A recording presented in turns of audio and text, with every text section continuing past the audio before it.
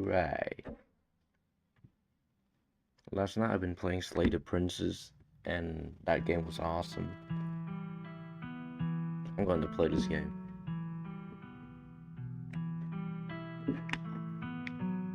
If I'm not wrong, this game is all about a niece come back to the countries, like with her hometown, to attend her aunt's funeral, and that is when she realized things fucked up. My name is Pineapple.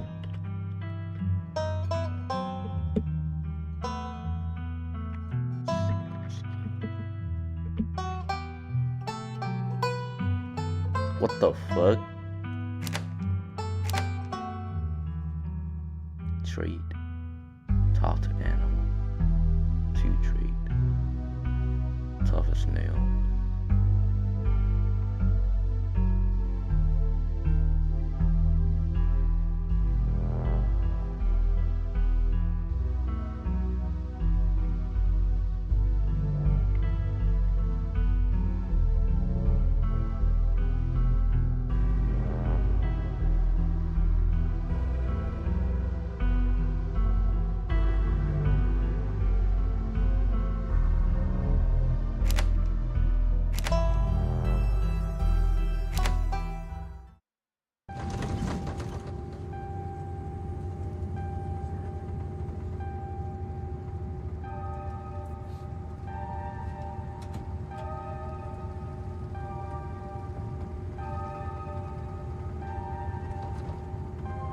The long-lost cousin, the bad news, 26 hours of bus ride with countless late night stops and city depots that would have felt unsafe even in the middle of the day.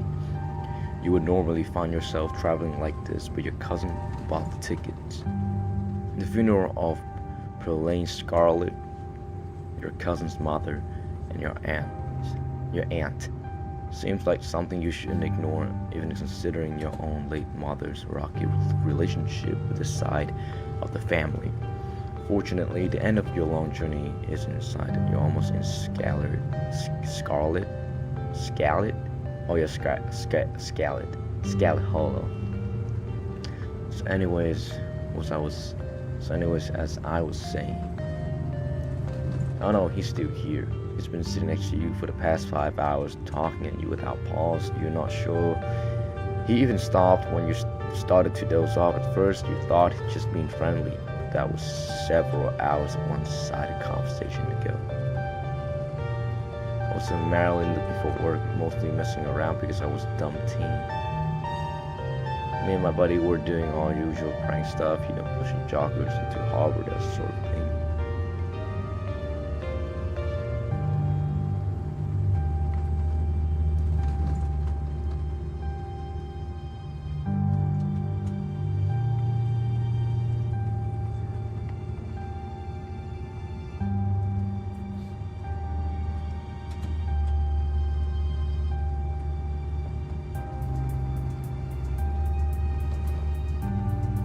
Can I just have an option where I can just ignore him?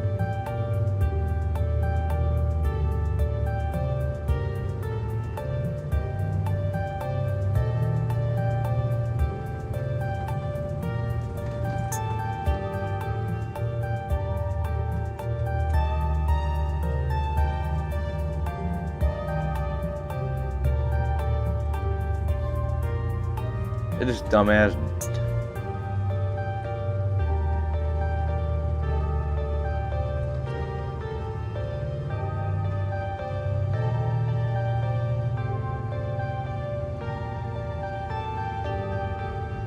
I'm not paying attention to this guy's story.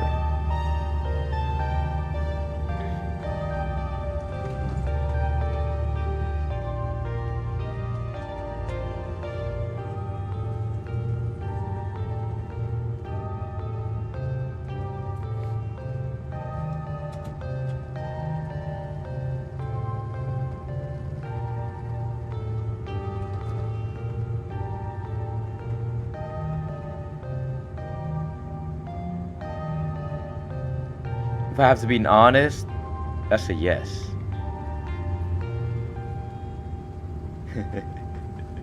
if I have to be honest with it. But not now. Like, when I was a kid. When I was a kid, yes.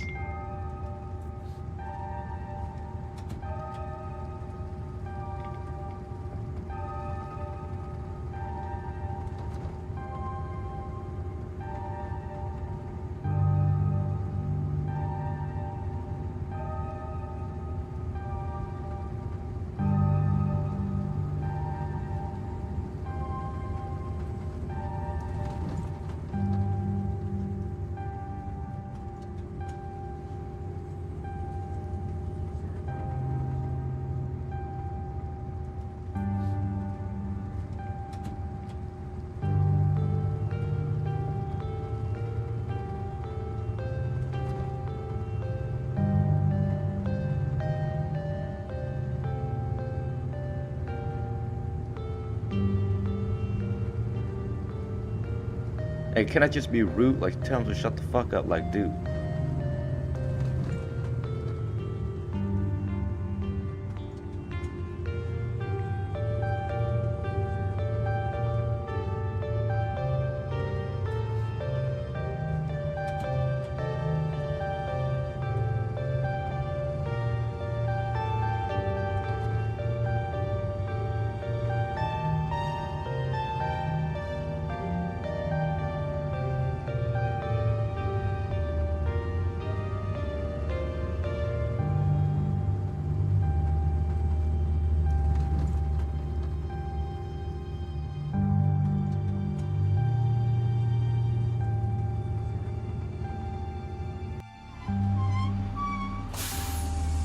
Damn, I shouldn't be rude to him. He seems like the person to know about that place. He can give me some more information.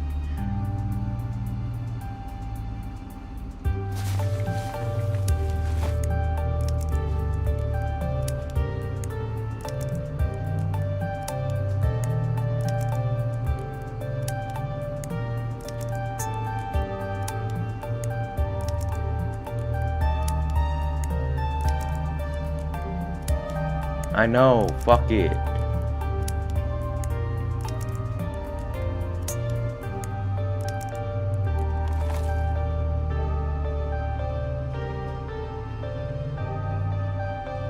God damn it, I forgot about this guy. I should have. He probably did.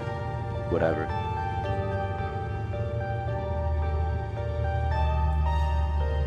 Scarlet Hall, end of the line.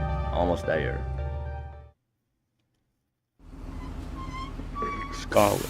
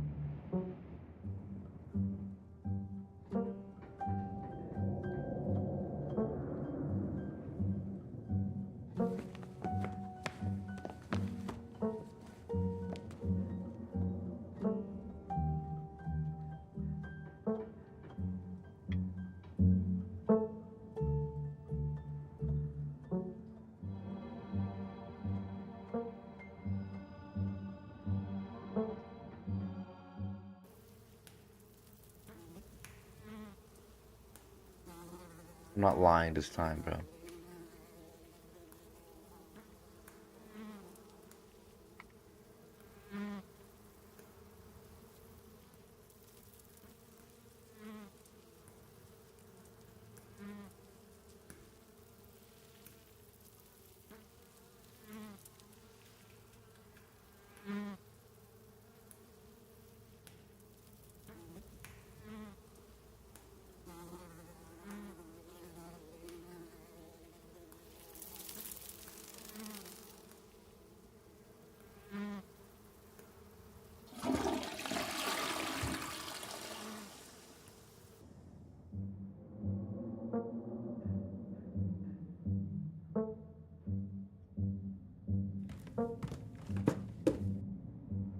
Oh, this one's nice.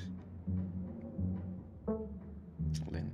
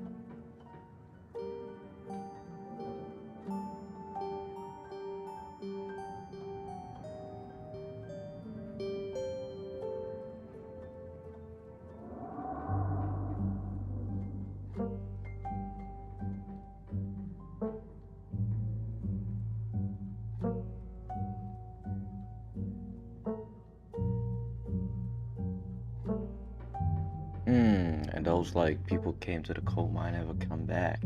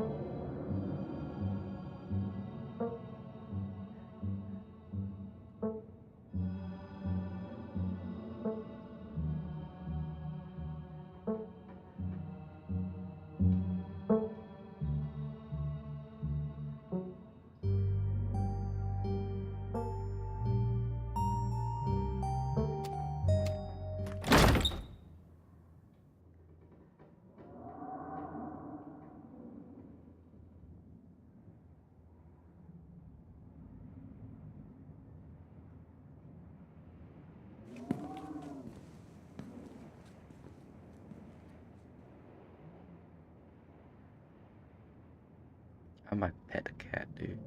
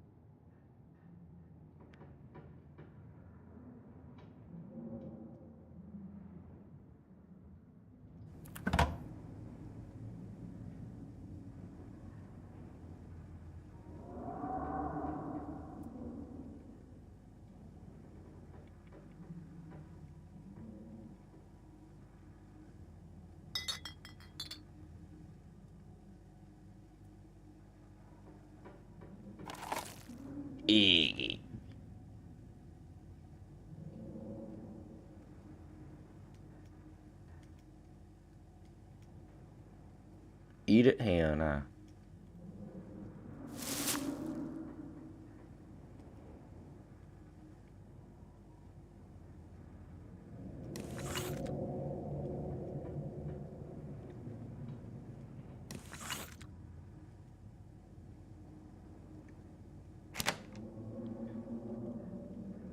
I like it. It's the same design.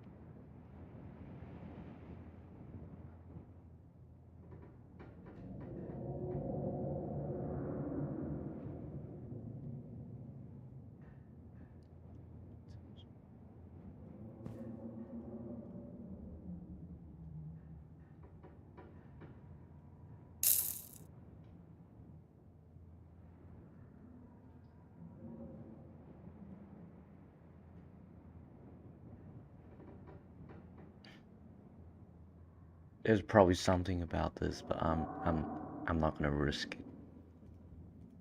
I'm just being like an old person right now. Give me bread.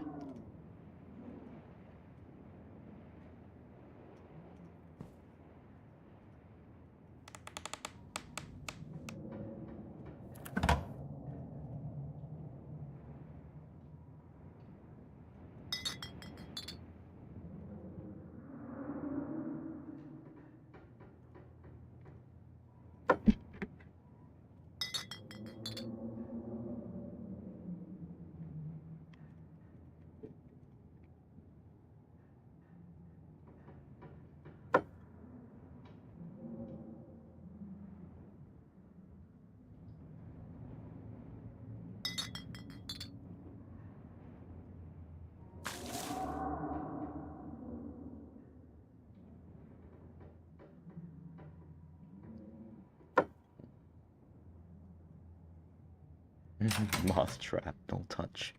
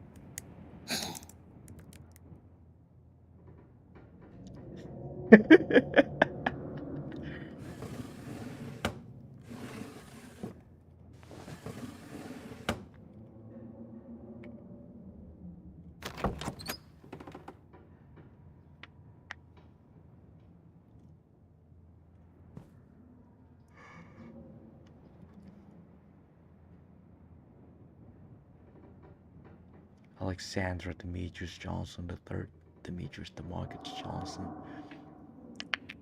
the last native Indian that we killed. His name is his name is Alexander Demetrius DeMarcus Bartholomew Johnson III Jr. Demetrius DeMarcus Bartholomew James III Jr. His name is LeBron James Style Fox, bro. Know his name? LeBron James Style Fox.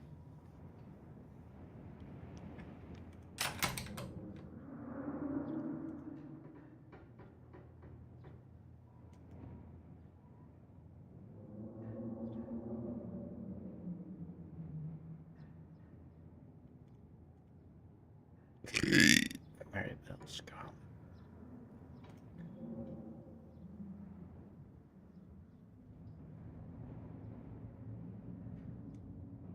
I'm not taking a nap right now, dude.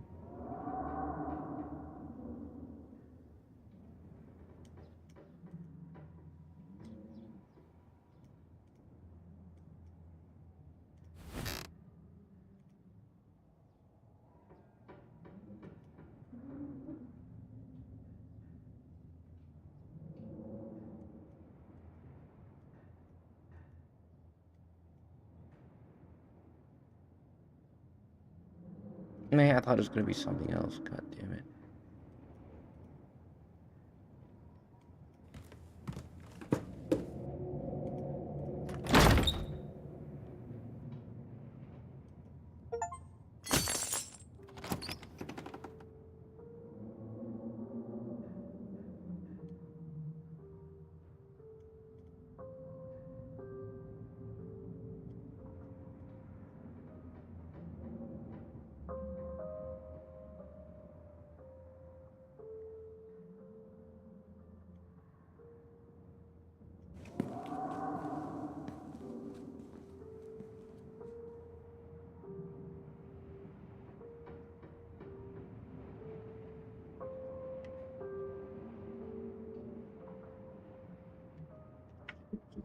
My food is here. Holy shit.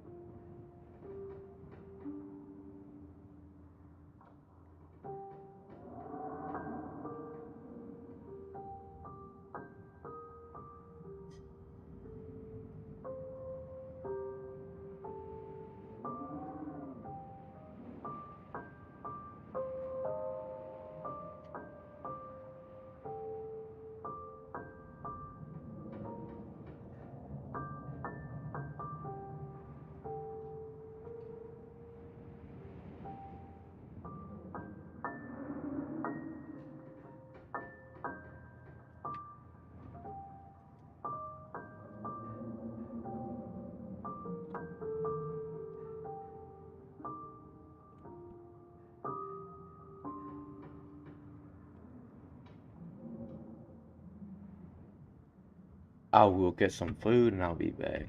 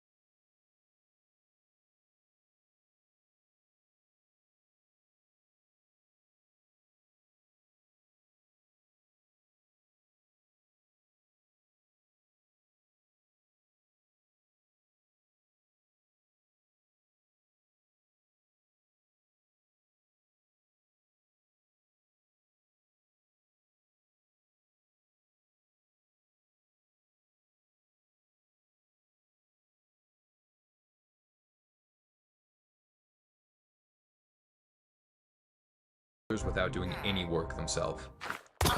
That was pretty easy. Actually, I'm Next, just we'll gonna have to watch abolish this all one. private property. This one kind of cool. For this run, I'm classifying all fenced-in land that's attached to a building as private property, like this animal pen. That private wheat farm, that's gotta go. And that private chest, no. I'll be confiscating these goods for the motherland. The reason we have to get rid of private property is that it gives individuals too much control over resources and an unfair advantage over their comrades. The third step we have to follow is equal liability of all to work. That means no unemployed villagers. Everyone must work. So I went around the village and made sure that everyone had a workstation. Bro, we don't need 3 leather workers. Go be a farmer. And you can be a farmer. And for this guy, farmer. Next, I went to trade with villagers for some food. Hold up. Villager trading is one of the most overpowered ways of getting resources in the game. But unfortunately, the villagers set their own prices. That kind of sounds like capitalism. But unfortunately, villager trading is one of the most overpowered ways of getting resources in the game. But unfortunately, the villager trading is one of the most overpowered ways of getting resources in the game. But unfortunately, the villagers set their own price. Overpowered ways of getting resources in the game. But unfortunately, the villagers set their own prices. That kind of sounds like capitalism. The Communist Manifesto calls for the centralization of credit in the hands of the state to prevent this kind of exploitation. So for this run, we'll say that I'm not allowed to do any villager trading. Oh, come on. I guess the iron golems don't like the new reforms.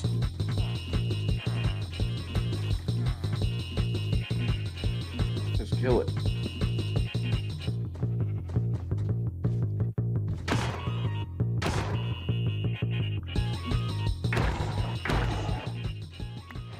Okay, I have to get rid of this iron right now or the run is over. I'll explain why in a minute. For now, I'll have to work for my food by harvesting communal farms and then sharing the extra food with my comrades. So how come I wasn't able to keep that iron? And for that matter, why am I still using wooden tools? In Minecraft, the biggest source of class distinction is the level of gear you have. Remember, communists hate class distinction. Anyone with higher tier tools can mine faster, can mine more ores, and can get richer than everyone else. That makes them the bourgeoisie.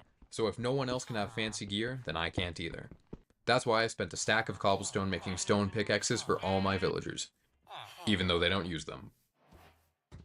Now that I'm allowed to use stone tools, I think I'll make the first build of the run. Notice how the villagers all live in separate houses. Shouldn't they share a house?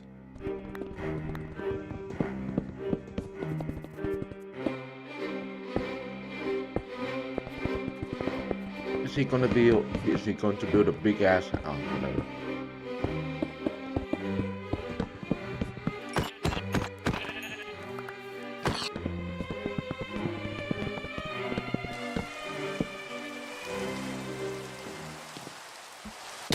It's beautiful.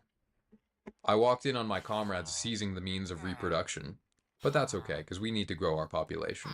The communal house was built with the latest in communist architecture. It features 15 luxurious bedrooms, and there's even a staircase to get between floors.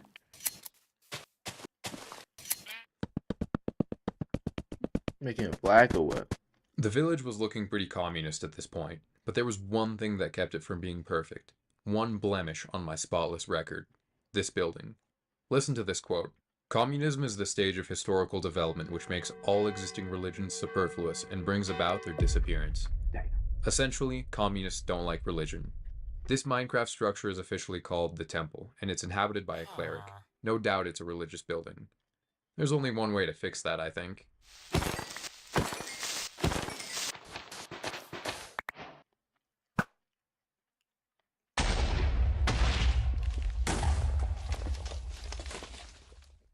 Time to go mining.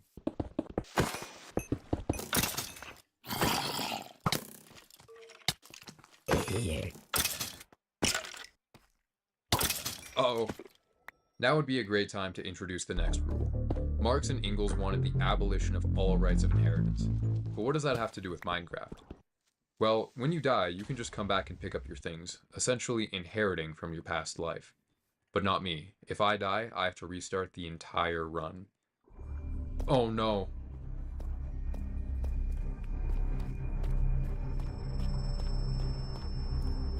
Tell me you didn't bring any food to your mine? What the fuck?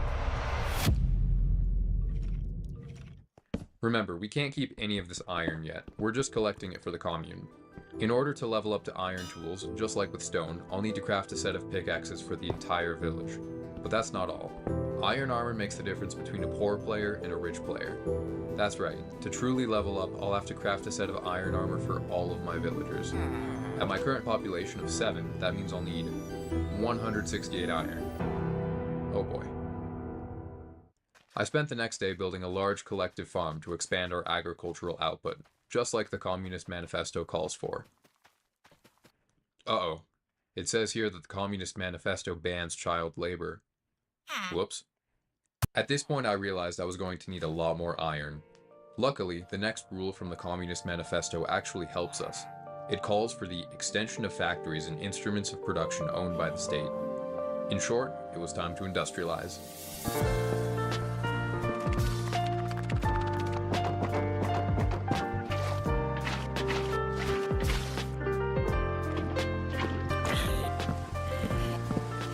It works! Since I still can't officially use this iron yet, I'll hold off on crafting the hoppers. But he already crafted a bucket! Isn't that cheating? That's a very good question. I think because the bucket was absolutely necessary to build the farm, and because I've only used it for the good of my commune, it should be okay. What? What is this guy? You're actually trying to sell me sand? Huh. Capitalist. While I was AFKing, the village population grew to 8. But we should have enough iron now. Man, I really just did that. And the armor. I bet you didn't think villagers could wear armor. But guess again, using a dispenser I can equip my comrades with iron gear. And now we can use iron too. The cornerstone of a communist society is a democratically elected leader with checked power, so I set up a fair ballot for my villagers. Alright, I want to grab a few diamonds before I go to the nether. Sweet.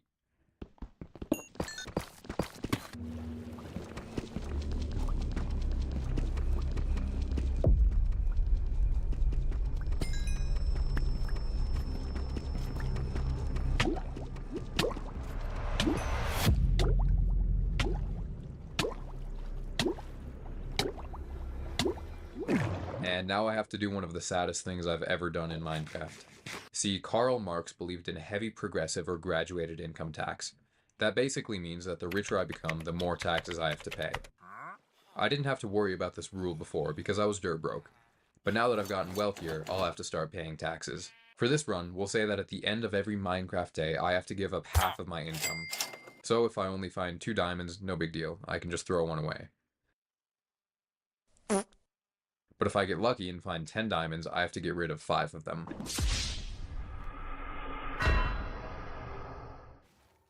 Alright, looks like we got 10 diamonds, and it's a new day, so time to pay taxes. Oh, that hurt. Anyway, now I can go look for a lava pool. Yes! These will come in handy later. No way, another village. I wonder what the manifesto says about other nations. In the national struggles of the proletarians of the different countries, they point out and bring to the front the common interests of the entire proletariat, independently of all nationality. That means it's up to us to help our comrades overthrow the bourgeoisie. We've done a good deed today. Okay, that fire wasn't me. There must be a lava pool here. And then I had a shocking realization. Do you remember one of the first rules of the run?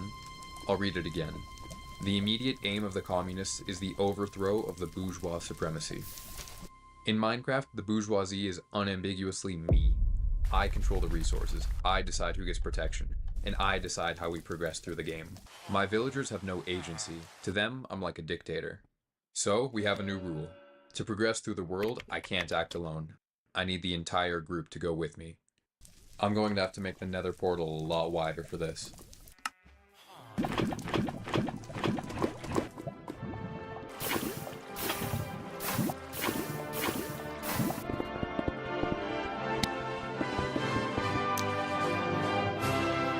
Oh yeah.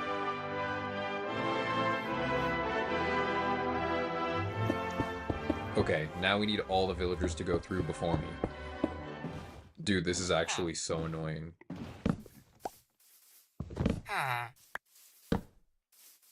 I know I said the villagers have to be willing to go through, but you know, I'm a communist dictator. I can make them willing.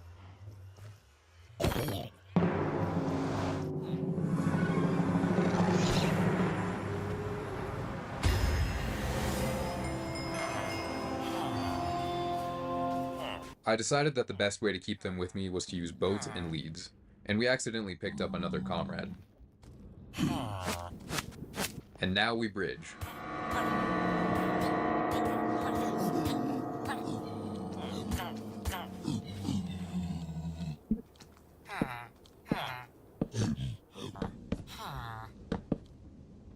Oh man, it just takes one gas to ruin this run.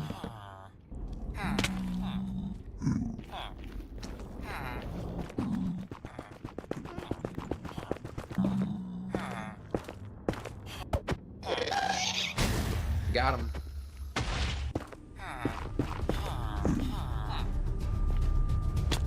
Alright boys, stay close.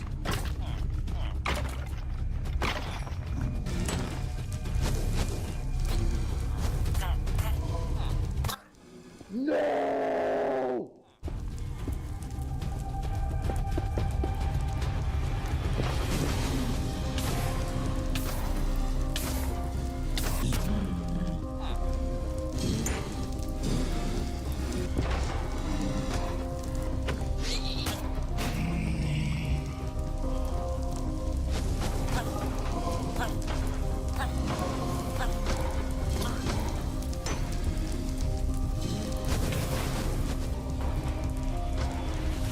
But wait, blaze rods also count as taxable income, so I'll actually need to grab 12 to have enough blaze powder.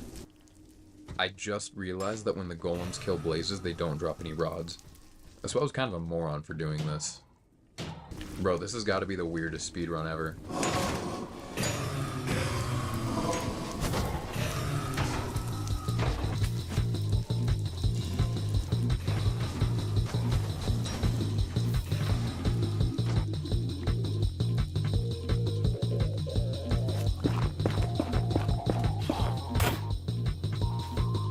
Time to pay taxes! My villager population has fallen by 75%, and we're currently experiencing a mass famine. So as far as communism goes, I think this is pretty accurate. Now to get pearls. Unfortunately, I had the village cleric killed, so we can't trade for ender pearls. Not that we were doing that anyway. We also can't barter with piglins, since that would be a market that isn't controlled by the state. That left only one option. Hunting endermen.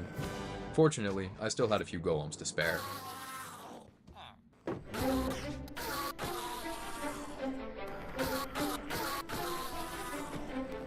Can't forget to pay taxes. So, the first day I got 2 pearls, which means I have to give up 1. And the next day I farmed 22, so I have to throw out 11. Did I count that right? I don't think I counted that right. Oh hey, that's lucky. And then it was time to take my commune to the end. That meant everyone, even the villagers in the iron farm. When Karl Marx called for the centralization of the means of communication and transport in the hands of the state, I don't think this is what he had in mind.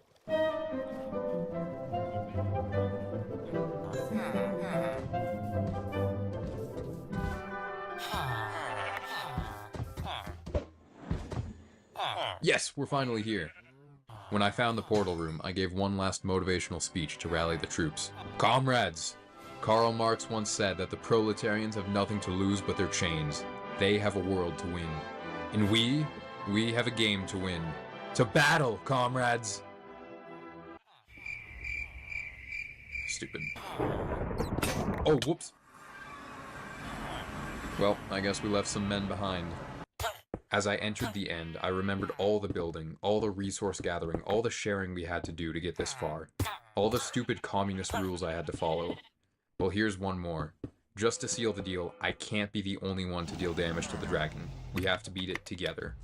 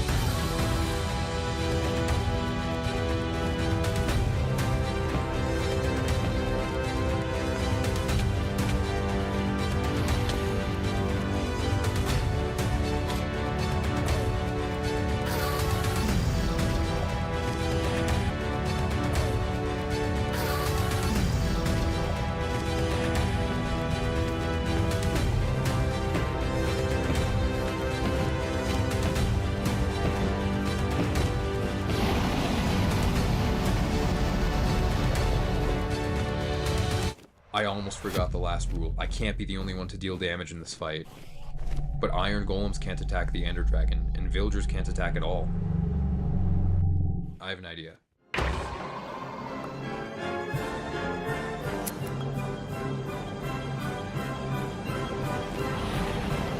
Oh shit! Let's go! I beat the game as a perfect communist. I mean, we beat the game. Haha. Wait, the dragon egg. How are we supposed to share the dragon egg? No!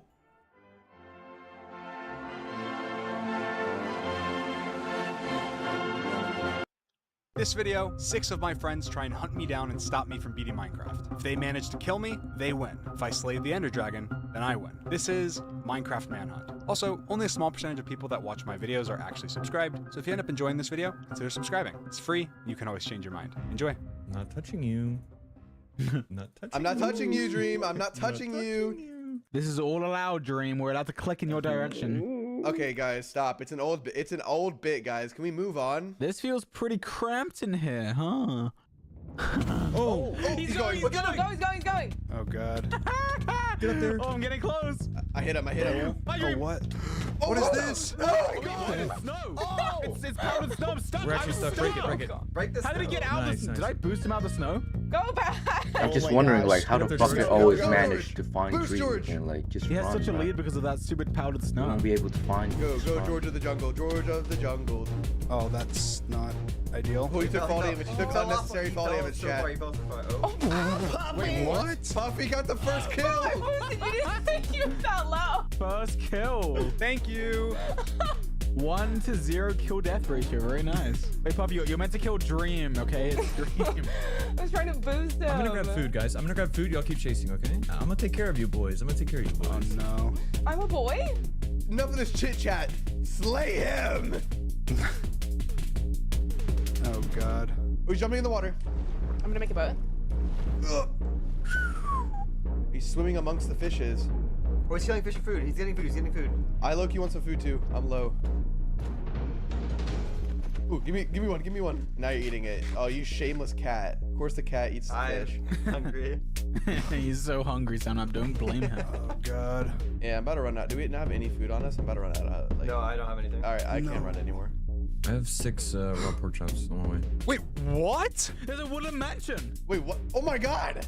Oh my god, there's a oh, he's a sword! Come on, he has a sword! Oh no! Oh no! Help! Help! Oh no, no, no. Stop running! Stop now! I can't help you, bro. What? Oh no. He got a sword out of a ruined Yeah, portal. Amphros, I have 3 hearts and 3 hunger bars. I'm so far away. Is there food? He's getting wood. I don't know. Start mining wood, I guess. I don't. Honestly, I'm kind of okay with that. I'm gonna die, bro. Yeah, no, me too. Hold on. Problem is, I don't. Wait, there's no way he can get like the totem in there, bro. Like, there's no way. It'll kill him. There's too many like people. We need food. Come here. Do you have food? Okay, look for food. I can't sprint. This is shameless. I'm waddling around. Right here.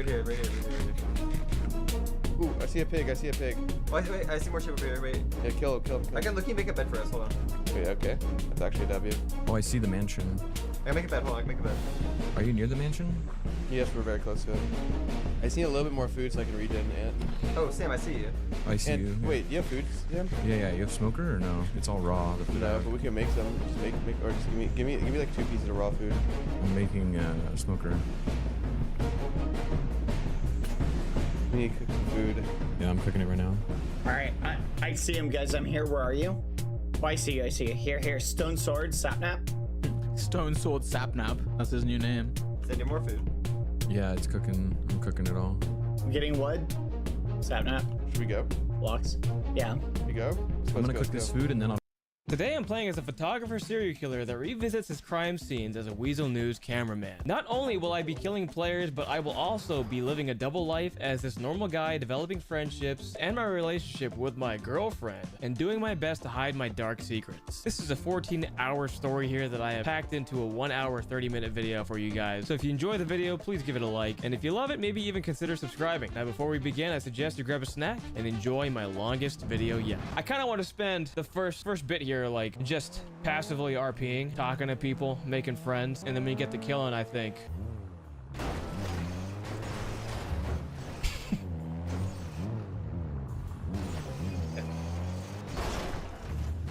hey, what's up, man? I don't really want to get out of my car. This guy looks like he's in charge. Hello. Well, welcome to the... It's charging all of this stuff simultaneously. Catch one of these big catfish in here. I have a feeling we might have to abort the mission. I tested the most viral fishing products from Temu. From underwater cameras that help us find fish, to inflatable boats that have a motor, all the way to crazy lures that I have never seen before. And our goal is to test all these different products to see if they can help us catch big fish. And boy, was today wild. Woo! I got another one. I'm just saying, that could have been really bad, dude. I think I have one. I got one too! Oh my gosh, you are psycho! Starting off with the hottest, most viral bait as of right now. People have been catching a ton of big fish on this deer here, urchin bait, X-dice bait, really whatever you want to call it. So we're gonna go ahead and tie these puppies on, throw it in the pond behind us, and see if we can catch fish. This style of bait was made famous from the original Japanese bait called the koike or koike. I'm not really sure exactly how you say it. These baits have always been kind of expensive, but now they are so viral and so popular that they are selling for over $200 each online, but we got these for a discounted price on Temu.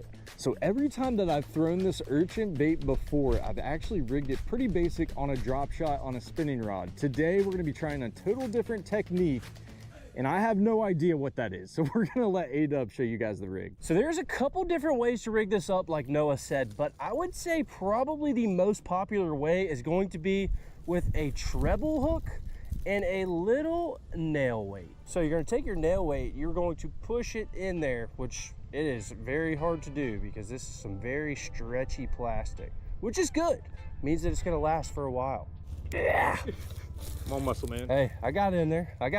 So nail weight is in there. We got a little bit of extra weight. Then we're just gonna take our treble hook and we're just going to hook it right on the side, just like that right there. Now that we got these puppies tied on, let's go ahead and make a cast behind us. Pros have been catching some freaking donkeys on it, man. And I know we ain't no professionals, or maybe we are professionals. Yeah, we get paid to fish.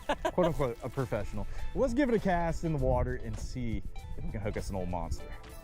All right, boys and girls, let's see what this thing do. Let's not fall on our butt before we catch fish today. I am actually really excited to throw this thing. I have just seen so many people catching big fish on it. And hopefully it catches a big fish today, dude. Man, I am excited to throw this thing. I think we might get a fish within the first 5 casts. And I've literally got a pipe right here. Oh, dude, I have one slamming already, Adam. I'm talking, I got drilled right away. I just missed him. Oh, that's a bite, that's a bite. Oh my gosh, maybe I should not set the hook that hard. You got bit too? Yeah, dude, I saw my line jump like crazy. Can't tell me there ain't a big boy in there, man. Right on the end of this pipe. Let's just drop this puppy down. Let's see if we can see this fish eat it. This thing sinks so slow. Oh, I about just fell in. We're good though. Pine needles are a little bit slick, I ain't gonna lie. Nice little shady bank. Just gotta hope there's a bass around here somewhere. Oh, he just ate it. Oh, no. No, he just ate it right at the bank, dude. I sat there and worked that thing in for at least 3 minutes there. And he eats me dang 5 foot from the bank. Somehow didn't hook him. But he boiled right on me. I mean, he had to have just followed that thing right in. Oh, dude, no way. Let's go, baby. Oh my gosh. That is my first fish ever on this type of urchin bait, man. Obviously we've thrown some of the dice baits, but just a big circular urchin bait like that, that is my first one ever. And look at that right there. Not a big fish by any means, not as big as the fish that these boys be catching on them, but that is a sick first fish of the video. And we're gonna get him back in the water and move on to our next viral item. Thank you, buddy. Woo, let's go, man. Before we continue on to the next product, I would like to give a quick shout out to Temu for sponsoring today's video. Temu has given me a code for you guys which will reward you free gifts. The first thing that you have to do is download the Temu app, open it up, and type in the code that is on the screen right now. That bundle for sponsor. Natural creek that is flowing water to a culvert pipe over there, and we have a beautiful trophy lake right here. There's a bunch of minnows and bluegill in the water, and we have a minnow trap.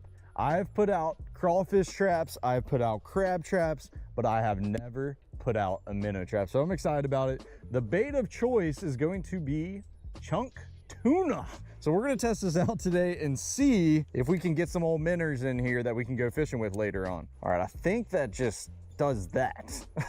I think you push this up and it clips in. There we go. Oh yeah, just like that. And that is our old minnow trap. So I think the whole concept with it, it pretty much is an umbrella at this point. But you have this minnow trap. I want to say the minnows come in here and they go in here, they start munching, and supposedly they can't get out. The one weird thing is there's a opening in the bottom here, and I think that's really just for us to put our bait in. So hopefully the minnows don't swim out of this. Yeah, that would suck. But I think if we like push it in like that, I feel like they're not gonna find a way out. All right, so we're gonna get our canned tuna, and instead of me cutting this thing open and just putting tuna in there, I'm gonna actually just take this knife and pop a bunch of holes. Pretty similar on how I actually do this for catfish, dude. All right, we're gonna slip. Yeah, I can't do it there. See, that makes sense. That's why that's there. Yeah. So we're gonna put that in the trap. We're gonna maybe we should like tie that up or something. I don't know. You think we should tie up that little hole? We might need to. That's not a bad idea. So it actually came with this little string, and I think this is so you can like throw it out there and bring it back in, but this is very long. We do not need all this, so we're just gonna cut a little piece off, tie up that little hole so the minnows can't get out. You want me to do the honors, or you want to do the honors? Go for it, brother. You're good. Maybe I need to try to make the tuna be in the middle right here. Kind of perfect, honestly. Yeah. Ready? Yep. 1, 2. Oh, we just fucking throw it already. 3. Damn it, it's not even That's that honestly far. a pretty good spot, I feel like. Perfect. Like I said, this is pretty much just a little highway. All these bait fish get pushed up in here, and I feel like they're not gonna mind going out there, dude. Yeah. I think that's actually a perfect spot. It's right there at the front, and then we just take our string and I guess tie it to something. I don't know what we're gonna tie it to. I don't really think it's gonna float away though, but maybe we just leave the string. Stay tuned to later in the video. We're gonna come back and check on this trap. Now, this is one of the craziest items that I have never used before in my life. And check out my new fishing watch, baby. That's just a new style kicker. You're actually not supposed to fish with it. It's just a watch, man. What you think, bro? Come on. Does it look nice? Yeah. I'm just kidding, guys. There's actually line on there. And we got us a little wacky rig Senko.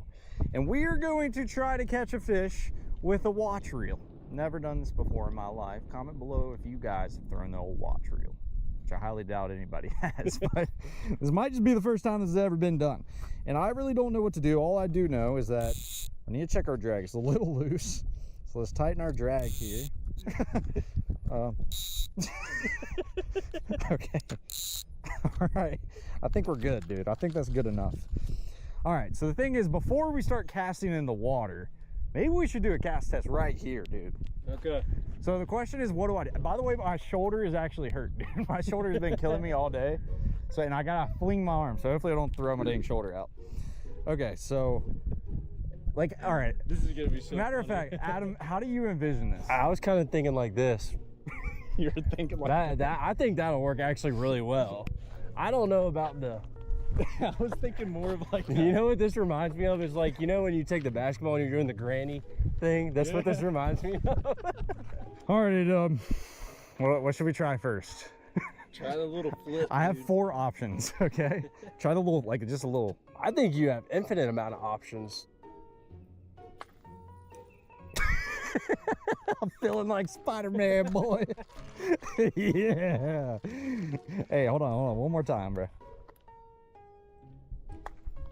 Oh, yeah, brother. Hey, you got some distance that time. Brother. That ain't bad at all. So this is the A-dub special. Yeah. I don't know how hold on. Dude, if it was with my right hand, You gotta bend the elbow like this. Yeah, it would feel so much Bro, more just fucking do it already. Think so? Dude, this is one you have a brother. We're gotta do it. I'm gonna do my throw. Actually, no, screw it. We're gonna do our flipper. Yeah, flipper. That's good. Okay. Not too shabby. Now you reel up your slack. What if I had one right away? Dude, the only way I'm gonna know that I have a fish. Oh! What the fuck? That's bullshit, bro. Oh, there's a big mud. There's a big... How in the world did you hook that? I'm about to have a heart attack out of it. That was the funniest thing I've ever seen. Dude, he's huge, bro. You understand how big that fish is? I'm not even kidding. Like, What the fuck? Dude, he's huge. This is bullshit. That fucking fish is paid actor, bro. People saw that whole thing. Bro, what is going on? Landed, bro. You got Oh! I lost it. It's okay. It's okay. What is going on? Why are you playing around with him, bro? You should have. Dude, I was honestly geeking out. I didn't expect that to happen. Like, that was not on my bingo card, okay? Like, did you think I was joshing your tots for a second? I heard that drag screaming action, dude. I heard it. Oh my gosh. I actually thought I was going to get pulled in, bro. I thought I had a dang 8-pounder. Holy moly, bro. That was a big fish. You know what's 4 or 5 pounds. What's funny is I was like, how am I going to know when he bites it? Oh man, that was actually sick, dude. Holy cow. I'm gonna be honest with you. That has to be, I've been running this YouTube channel for almost 15 years. I've been making fishing videos. That is a top 10 moment. And y'all just witnessed it. That has to be, bro. Like, what? That was insane. The only thing that would make it better is if we actually landed the fish, obviously, but I didn't want to mess with his stinky butt. No way. Noah was so shell-shocked that he actually hooked one that he forgot he was supposed to reel it in and put it on the bank. I'm gonna be honest, man. I think I'm gonna start fishing with this thing on the daily. Maybe we should go fish a tournament with it. Dude, I'm gonna order a couple more and we're gonna have a fish off of these things. You about to get a bite. And you're telling me there's not a fish on these pipes. Oh, he came off. I guess I just need to say the opposite of what's going down. That has been happening to me a lot. I'm like, oh, there's no fish, and it's like, boom. What if we put live bait on these things? That'd be crazy. That'd be intense. Little kid goes, look, they're fishing. I think I'm fishing. So what's the story if they come by? Oh yeah, we caught like 20 today. This is a brand new reel, just came out. It's actually the best thing. Pros are using it all the time. I might have to dang get a kick in their bass one, dude. I'm not gonna, it's kind of fun, bro. Like the fight is just intense, it's physical. Oh, I didn't know you can do that. Oh shit, that's pretty cool. What are you doing? I did not like that at all. Is that an alligator? It is an alligator. All right, man, I feel like we got to keep on moving, but this was definitely by far my favorite item so far in the video. Let's go ahead and move on to the next one. Moving on to the biggest fly that I've ever thrown on a fly rod. This is a massive rat. And one of the recent... Oh, there's one. You see him in the corner? That was one right there. Oh, I didn't see Oh, we're going to keep it here for a second. I bet you're going to have some... This is the world's smallest fishing rod. A rod so tiny, it literally fits in the palm of your hand. And this is the world's biggest fishing rod. So big, it's the size of my car. And throughout this video, I'm gonna show you what would happen if every time you caught a fish, your rod got bigger. Starting right now with the world's smallest fishing rod. Boom! Made it out to the first spot with the world's smallest fishing rod. We have our little bread bite on for the bluegill. We're gonna go ahead, drop it down, see if we can catch him. Let's get it. All right. Oh, let's see how it goes. As y'all can tell, there is hundreds of bluegill down below me here. I'm gonna see if I can even reel this reel. It is so tiny, so microscopic. I'm gonna try to let out some line, let my bait get down there a little bit more for these fish. Come on, bluegills, get the hook. Get it. Come on, fish. Oh my gosh, they're going crazy. They are going crazy. Come on. Oh, let's go, boys. That is how you get it done on the world's smallest fishing rod. Let's move on to rod number 2. Now that we've caught a fish on the world's smallest fishing rod, it's time to move up to a rod that literally fits in your pocket. This is the Proficiency Pocket Combo. Coming in at 30 inches long and collapsing down to just 18 inches, this rod is perfect for fishing spots where you don't exactly want to stand out. So to put it to the ultimate test, we're taking it to one of the most heavily guarded places in Florida to see if a pocket-sized fishing rod can actually fly under the radar. We roll up to this pond looking like an absolute boss. Definitely not looking suspicious, and I was most certainly not nervous whatsoever. No one even knows, like, look, it's like a pocket fishing rod for a reason. We can get in the most sneakiest places. Here, just walk this way. Here, put the camera down, put the camera down. So with all that confidence I had, I built up the courage to just go straight to the back where no one could see us. I think we're in the clear, guys. We definitely had the employee following us right there. We have our pocket fishing rod, our little finesse worm. I mean, let's see if we can get it done. If we don't have any luck on this worm, we're gonna switch it up to a swim bait. But I really wanna show y'all what you can get it done with a small enough setup, and if you're being sneaky enough, go ahead, let's get him a cast out there. Oh gosh, there we go, right there. We fished the back of the pond for a while, and as expected, it freaking sucked. No bites, no fish, nothing. And with every minute that passed, I could feel security getting closer. So I decided to risk it all and move straight to the front of the pond, because if we were going to get kicked out, I wanted to at least catch a fish. Let's see what we can make happen. Oh, there's one on it. There's one on it. Come on, get it, fish, get it. Oh, all right, boys, these fish are missing the worm left and right. I think it is time we do a little bit of re-rigging. I don't see security. No one's coming out here yet. We're gonna go ahead. We're gonna rig on this tiny little swim bait. All they have to do is just swipe at it and they will get hooked. We're gonna tie this guy on and see if we can get this fish that keeps biting our worm. If y'all are enjoying this video, consider subscribing to help us grow the channel. And if you happen to be watching on TV, here's a QR code to make subscribing a little easier. Nice little swim bait all tied on. Don't see security. So far, we're actually doing really good. Oh, this thing looks so good. It's gonna get crushed. Very first cast, I'm calling it. Still cast there. Oh my gosh, this should be it. This should be it, boys. Oh, they're hitting it. They're hitting it. They're in the deeper water. All we had to do is get a good cast. If we move around, we have a really solid chance at catching a fish. I'm just scared that the more we move around, the more likely we are to get kicked out. There is no employees outside at the moment, so we should be okay. I gotta get better at casting this thing. This is hard to cast. There's security. You see security? Here, keep filming. Yeah. You see security right there? And just like that, boys, we were on the run. I quickly pocketed my pocket fishing rod and sent it straight to the back. But unfortunately, that didn't stop security. So you know there is no fishing allowed on property. Okay.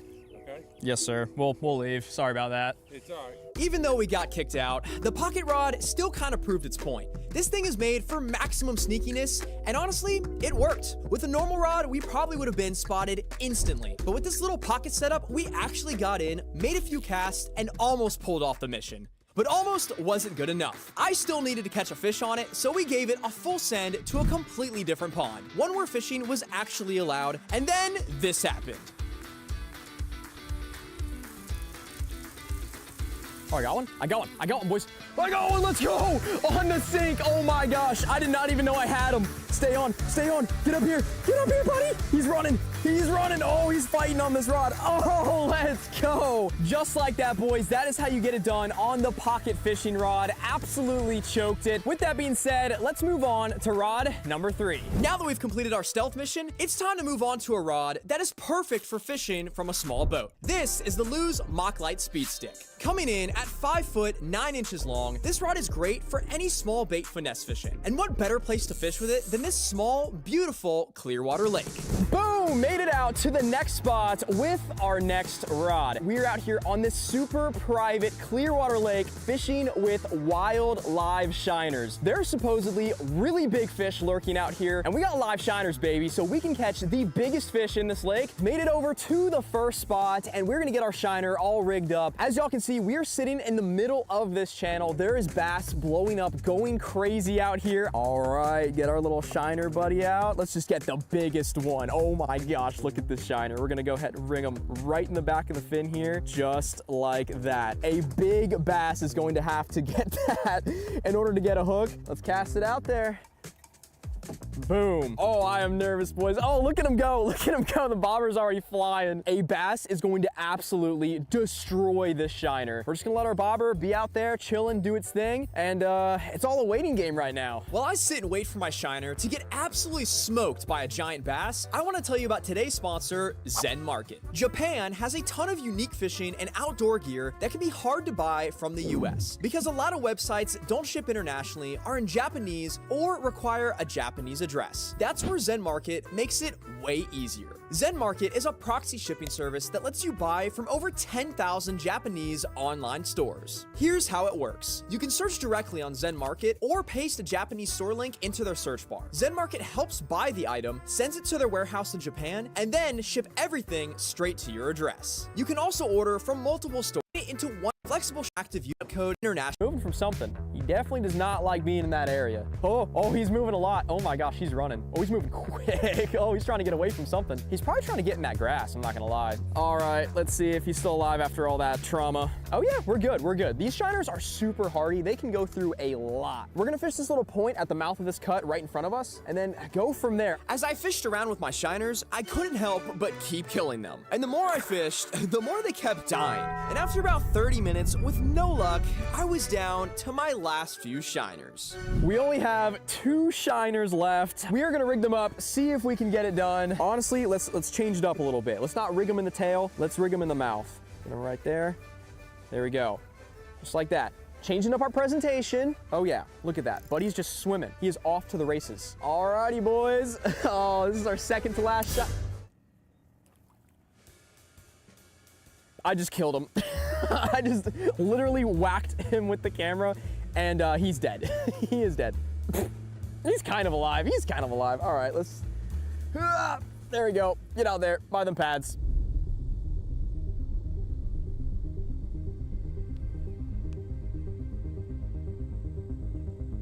Let's run him though. Oh, it's gone. Oh my gosh. Oh my gosh. The whole bobber went under for a second. There he goes, there he goes, there he goes, there he goes.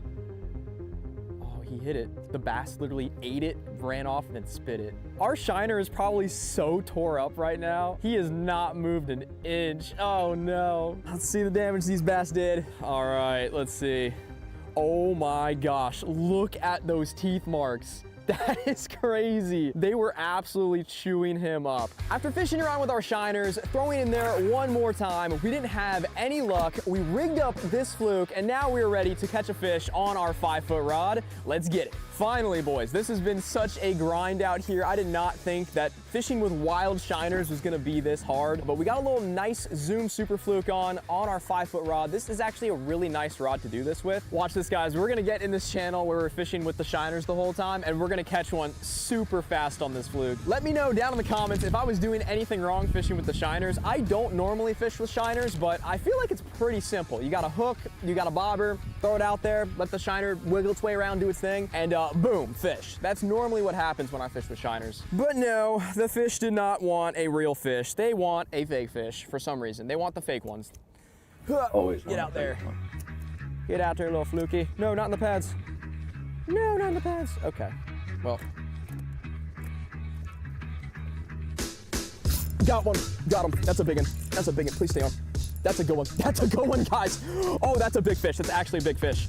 Oh, stay on, stay on. No, no, no, no. Oh, let's go. What did I tell you guys? Oh, he's not that big. Oh, I thought he was a lot bigger in the pads. Get in here, boys. Let's go. Now that we've caught a fish on the 5-foot rod, let's head on to the next rod. This next rod is the biggest bass fishing rod I own. A heavy-duty flipping stick made for pulling giant bass out of thick cover. Coming in at 7 feet 9 inches long, this rod gives you the power and leverage you need when a big fish buries itself in the thick stuff. To put it to the test, we're heading to the lake to fish this beautiful Florida canal that is notorious for holding trophy-sized bass.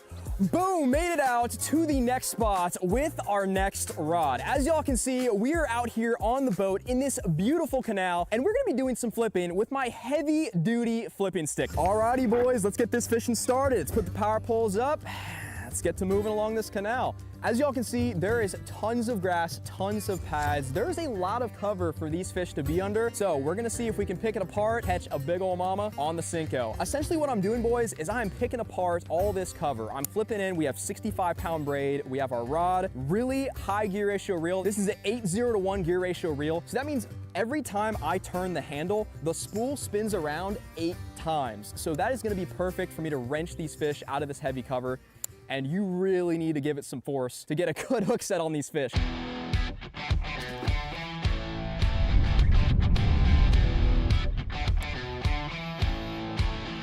Oh, there you go. Oh my gosh, no, I missed him. No, he's off. Dang it, boys. I saw a glimpse of that fish. Dang it, he was right in the tree. That was like a 2-pounder, guys. No! Dang it, boys. That was a fish. That sucks. We might have to go out into the main lake to get it done. I'm not gonna lie. The water's super dirty, super nasty. I do not know if these fish are gonna be in here, but we gotta get our bait unstuck. No.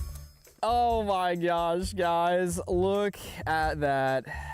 Freaking robbed me. All right, let's put on another Cinco. Let's get back out there. We're gonna get this done. We gotta identify those patterns when we have those kind of chances, because guys will literally do this all day long for 5 big bites, and it's worth it if you're catching a 10-pounder, but for us, we just need 1 fish. The thing about that tree specifically is that it was sitting out like really deep into the channel, so, and there's not too many more like that. I really hope we didn't blow our chances. Just rolled up. We're flipping this tree. I think this might be our last spot that we're gonna fish in this canal. Water's just too dirty. We obviously had the 1 bite, but I think we're gonna have much better luck on the main lake. I'm giving it a chance, guys. I'm giving it a chance. We gotta flip this tree very thoroughly here. Come on, fish, come on.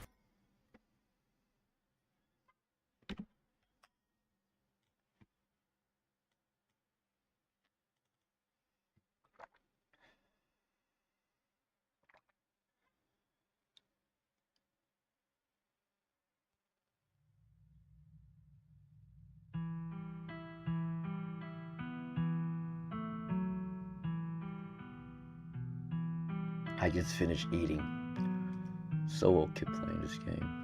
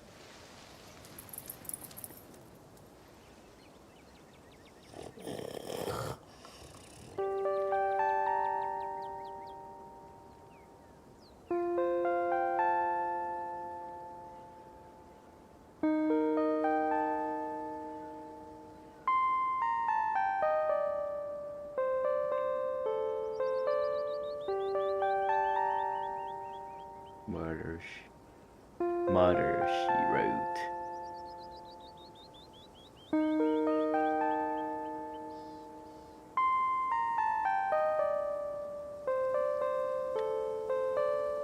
I don't trust you, Stella. Out of nowhere you came out here and you introducing yourself.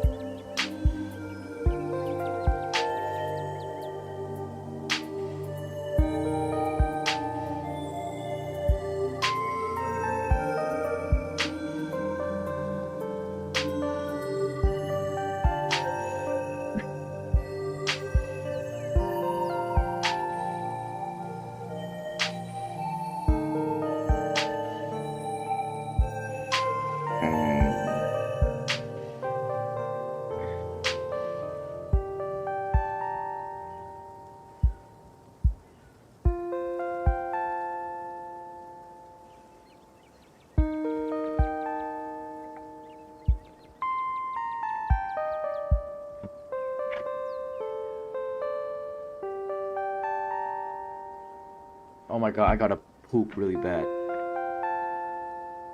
God damn it.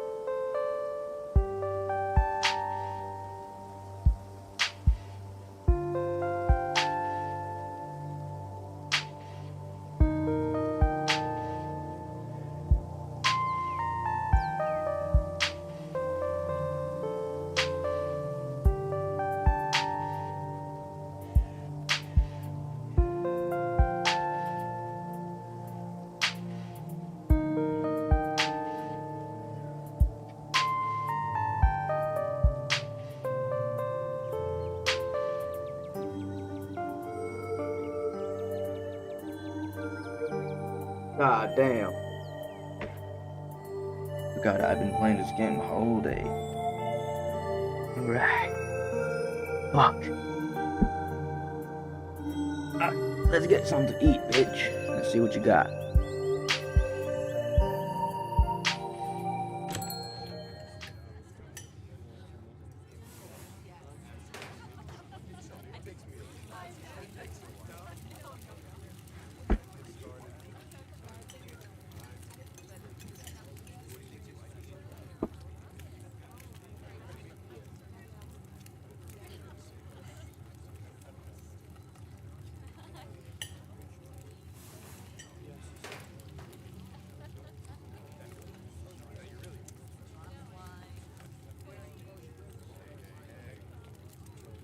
Wait a second, I gotta pet my cat.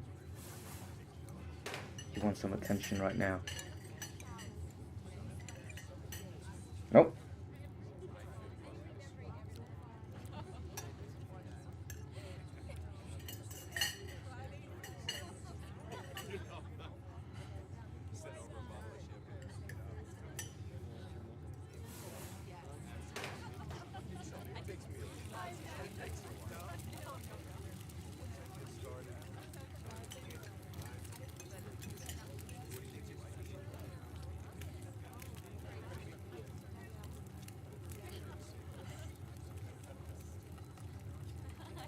That should be enough. But you gotta go, bruh.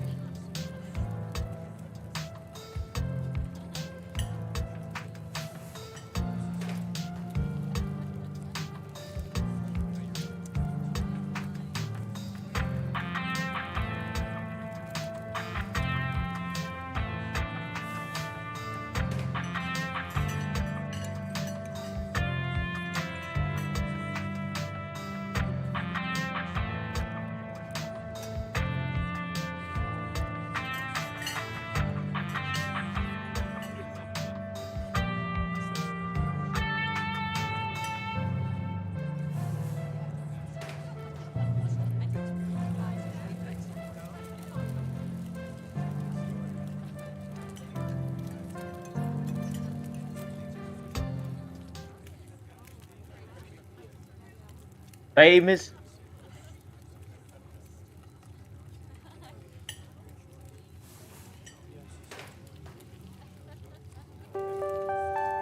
YouTuber. You're a YouTuber. What kind of YouTuber? Cam girls? Oh, my bad, my bad.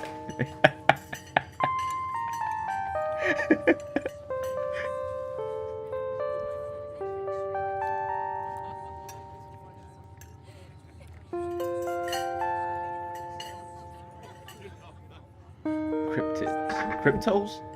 You mean cryptos? You fucking stock marketers?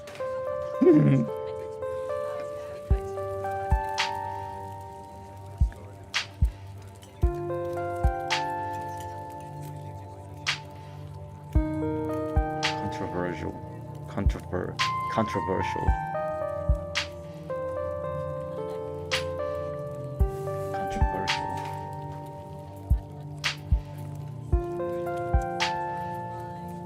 Catawba River Runners. Catawba. There's no fucking way. Catawba. So this is Ohio or what?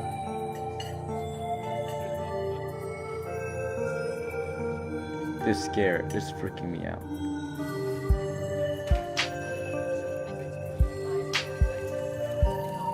The river runner is a cryptid that only known to a single sighting. The Boy Scout thought they saw something big and weird in the Catawba River. Catawba River? Is there a Catawba River? Catawba River. Oh, it's a river in South Carolina. Because there's in the place I live, there is a oh my god, my tongue twisted. In the place I live, there is a place called Catawba Island. So yeah, it's kind of cool when I heard something like Catawba. I thought this one is in Ohio. Catawba Rivers Runner.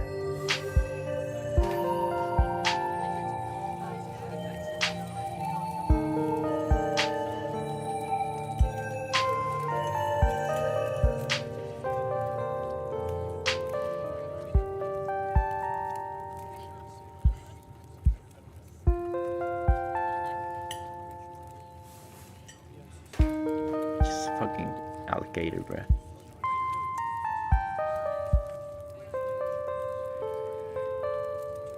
It looks like a fucking, yeah, mountain lion.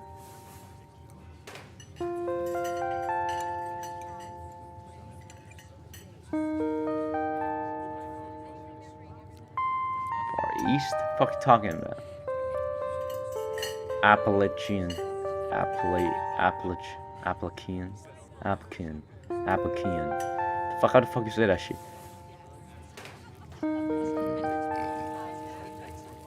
What if that's a fucking, a tiger? Tiger, I mean.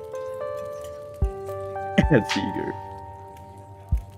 Capybara theory. I'm a fan of capybara theory. Happy birthday.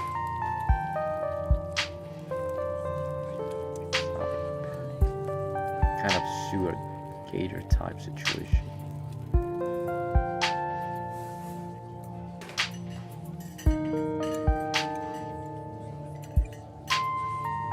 Oh shit, yeah, I want to go.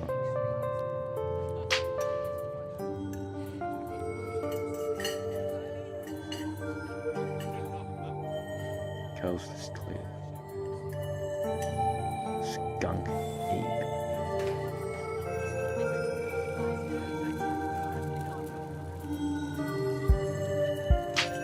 Smell here.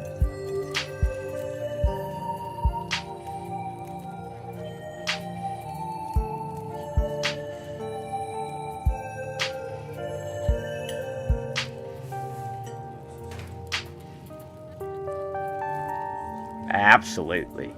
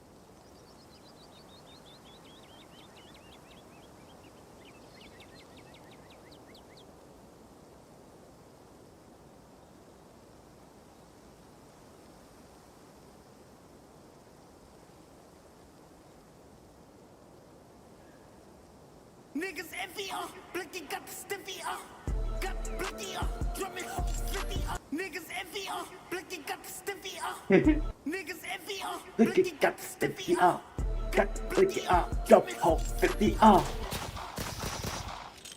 these niggas like a willy nigga, you a silly nigga, in the hole with them bitch wanna fuck but keep it clothes on the only. What about this one? I love this one too. I tell a nigga don't dick ride, don't blink ride, leave it to the door. Niggas envy, That's my word. Get up in their face. Talk your shit. Let your nuts drag, nigga. These niggas, we the fucking mob, nigga. These niggas said it hurt me. I ain't heard of you. Get the fuck out of my fucking face before I murder you. I ain't heard of you. Get the fuck up out my fucking face Before I murder you. Niggas always jacking blood, but I know they fool. Whole squad full of fucking killers. I'm a killer too. Send a shot. Nigga, everybody get pop, nigga. It's just some break where the story is getting boring, bro.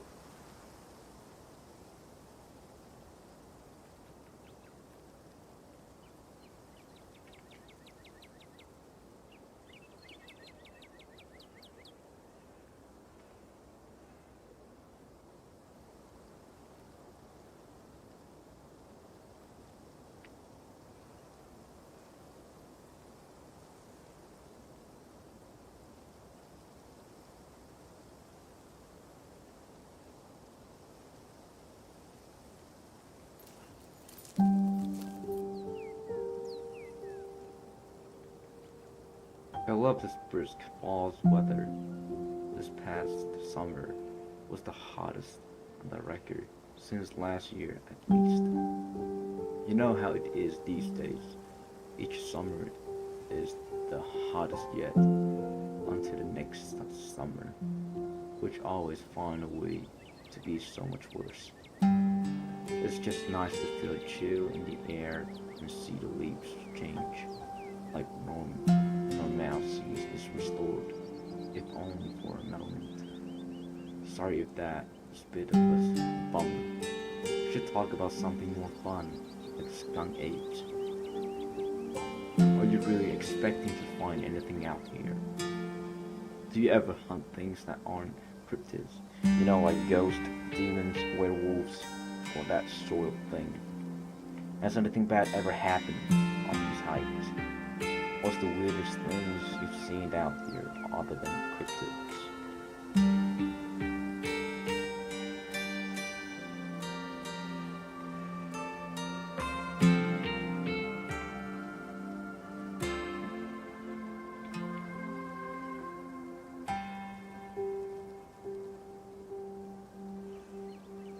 Let me think. There was a time back in early high school when Rusty fell down the cliff. But he was fine. It was some folks from town rigged up a pulley to get him out of the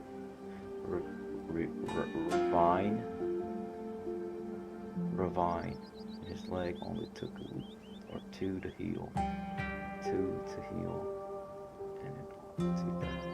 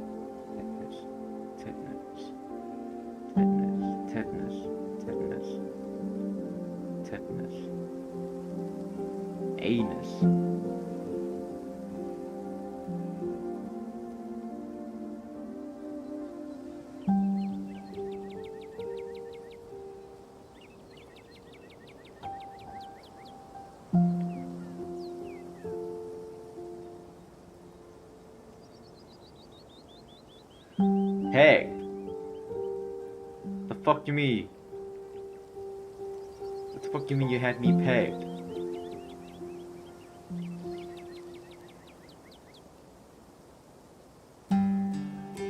The fuck?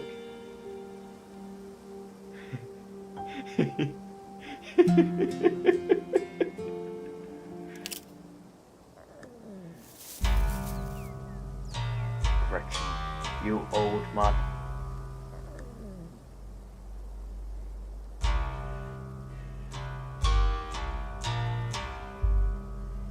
Old Duke.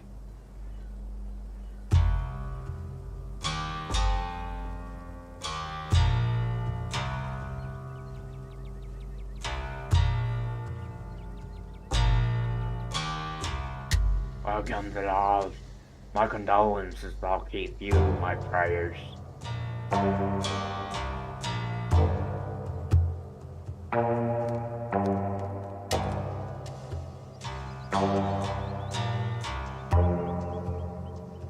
Boyle Peters, real backpack, now I'm all set. Thank you. Now about y'all head back to town, you hear? It's better to steer well clear of this area tonight. I'm out there on my own critters and won't be to appreciate a couple foes with cameras scare away the most sensitive wildlife. Why are you hunting tonight? Oh, it was her. Whatever. Some torn hairy. Something musky. Yeah, you see anything like that recently? Wouldn't you like to know what the boy? You never could stay in your business. Stella Richmond. Put that damn camera down. Come on, dude. Maybe I could help you out. I'm pretty good at tracking, you know. I learned from the best. That you did. But I have yet to see a shred of proof that you listen to any of it. The way you tromp around the road at night yelling about chunkaboogers or what have you. Something's been getting my chicken. I've lost 3 this week and I can't afford to lose many more than that. Huh? I wonder if the skunk apes. Oh, I wonder if the skunk ape have a taste for chickens. Now see, this is why I don't come to you about these things. It ain't no skunk apes. Whatever the hell that is. I know exactly what it is, but I know you won't believe me if I tell you. Oh, dude, the thing is, Bigfoot? I do. Actually, those damn mountain lions, they're out there, Stella. So it was the mountain lion here. I don't care what your little investigation turned up. You haven't been out these woods as long as I have. Those son bitches are sneakies, of course. You wouldn't find any of one night tracking. And I know for a fact that there's been getting at my chickens. It couldn't be anything else. I'm telling you, man, mountain lions are extinct in these parts. There hasn't been an actual sighting since 1990s. And even those were iffy. Hasn't been.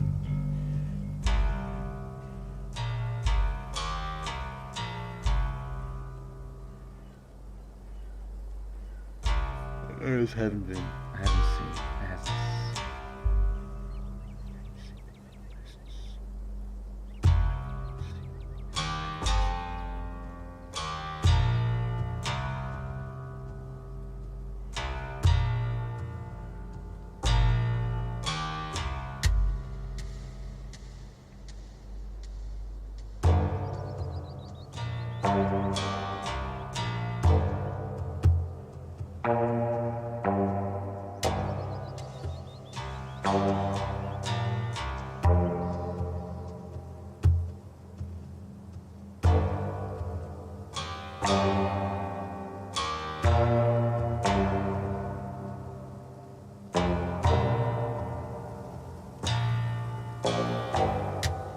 Not an eye, life for a life.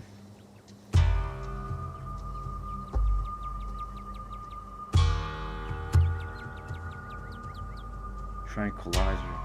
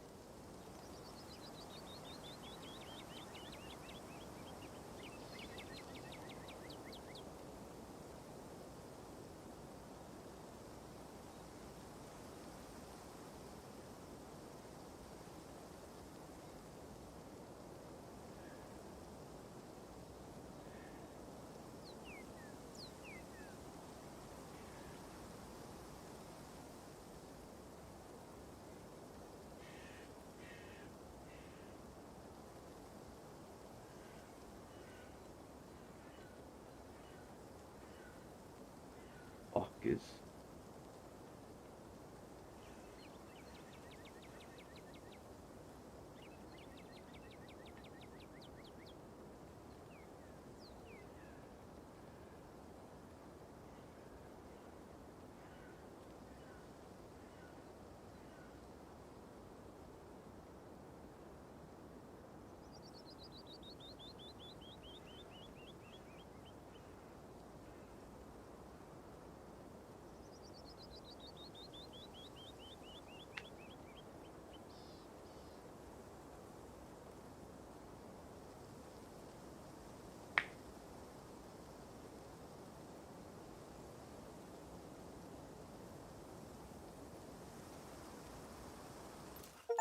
What if he actually shot her or shot her dog right now, dude?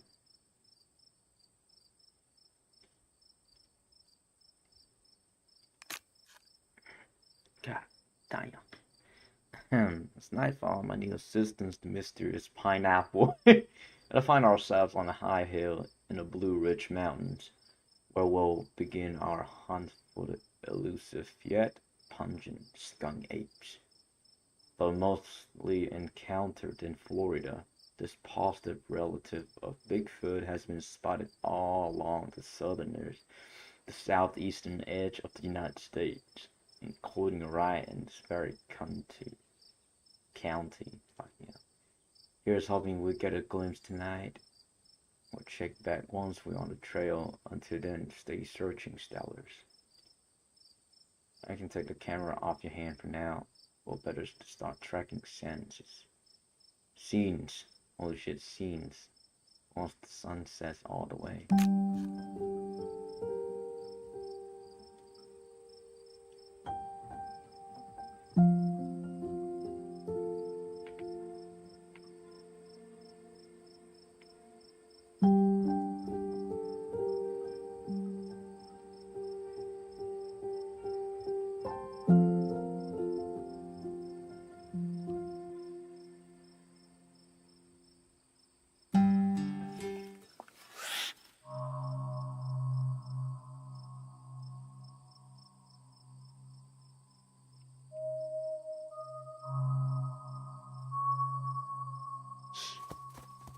That's a fucking mountain lion.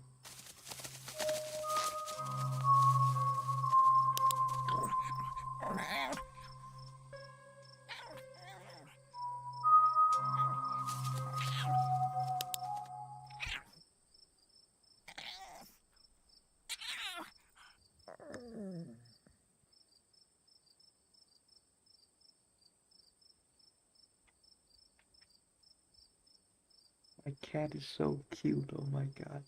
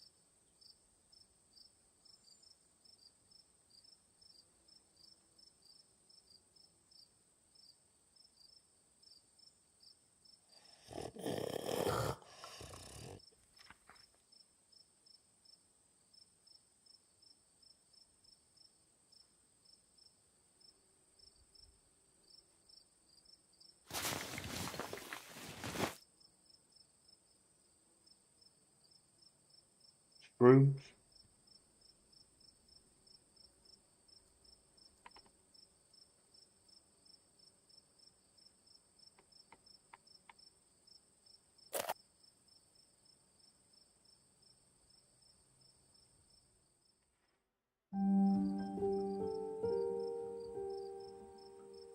You know that, you saw that shit, right?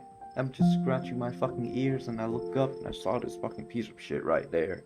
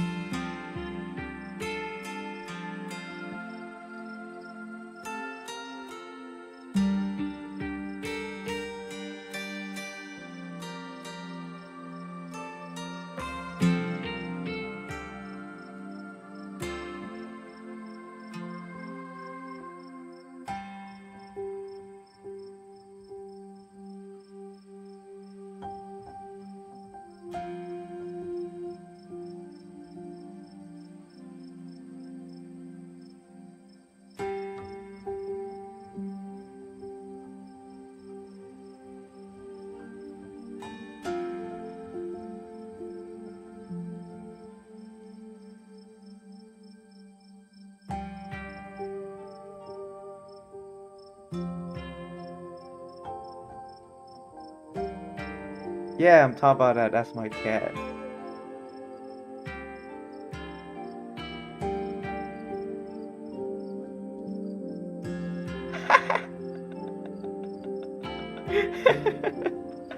Yeah.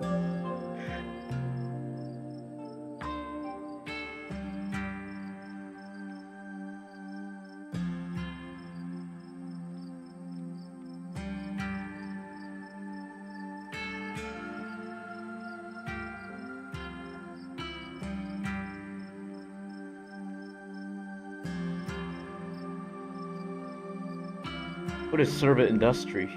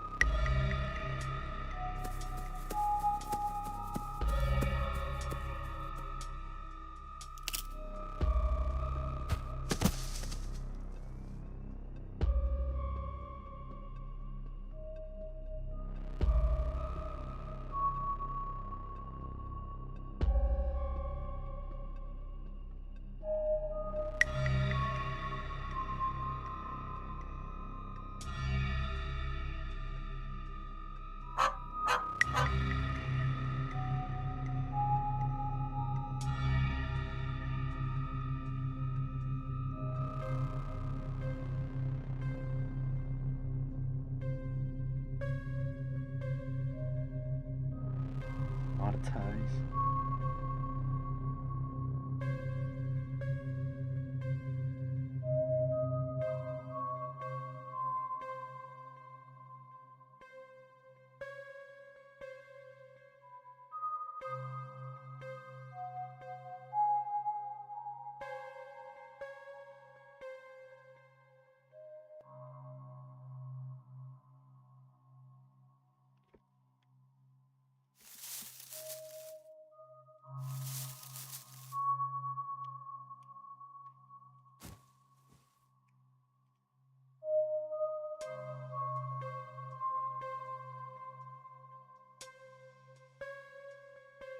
I didn't know Jesus had a middle name.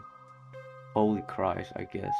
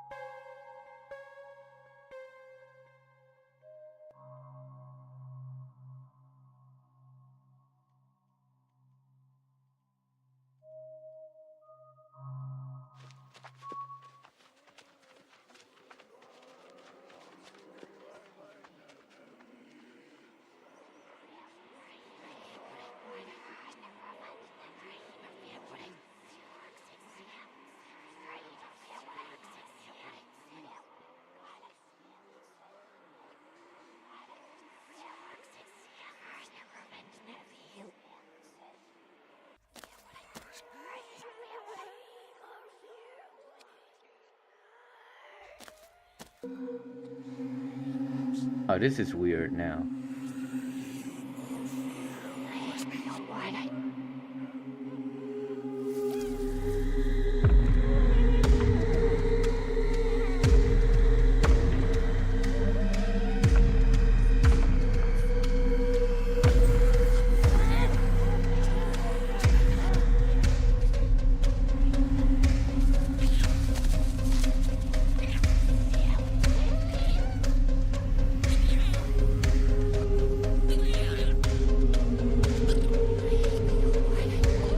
Now I have to choose which one to save. Is that what I'm doing right now? Because I'm gonna choose who I'm gonna save.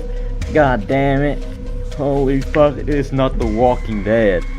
This is not The Walking Dead.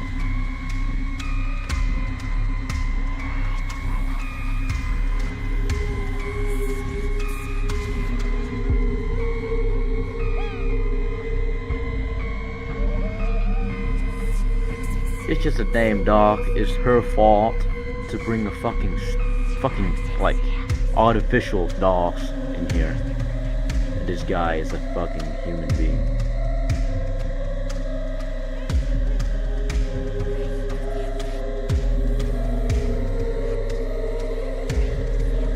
It's a fucking artificial shit. I know that you shouldn't bring your dogs in here. You know that you shouldn't. This dog have no survival skills. This man does.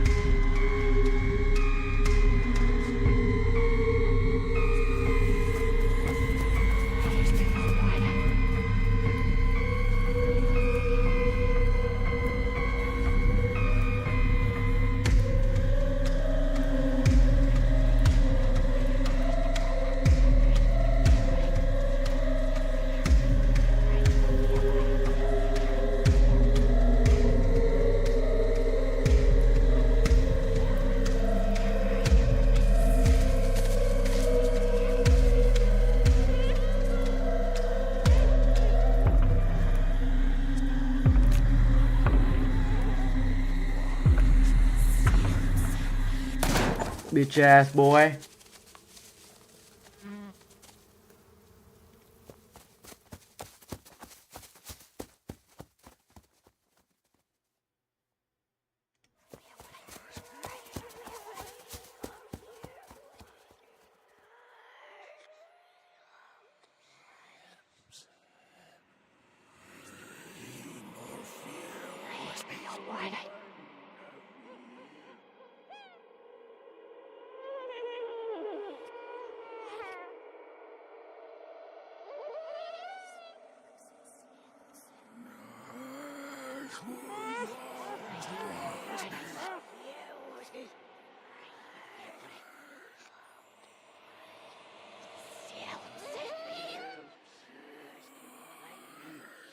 Oh, what the fuck? Shoot it. God damn it.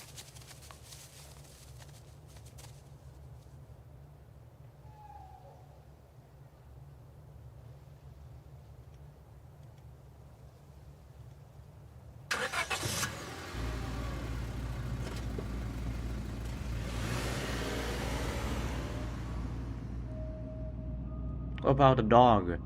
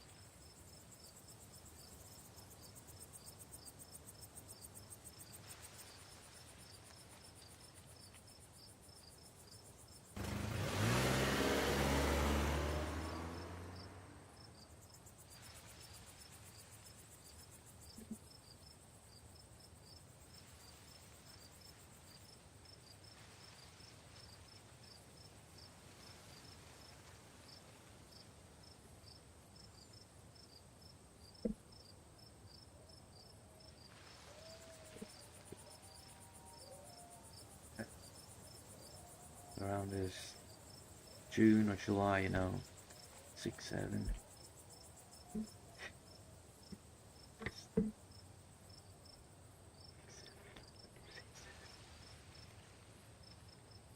Six, 7. 6, 7. 6, 7. 6, 7. Alright, get the fuck out.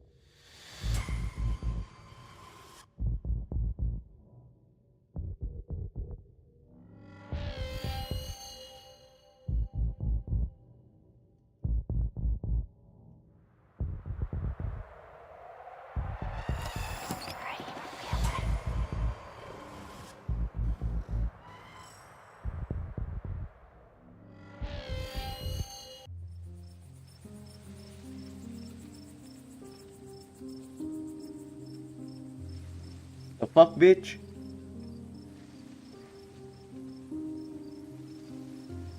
Earlier you just said that you can't help me, bitch. What the fuck is wrong with this hoe?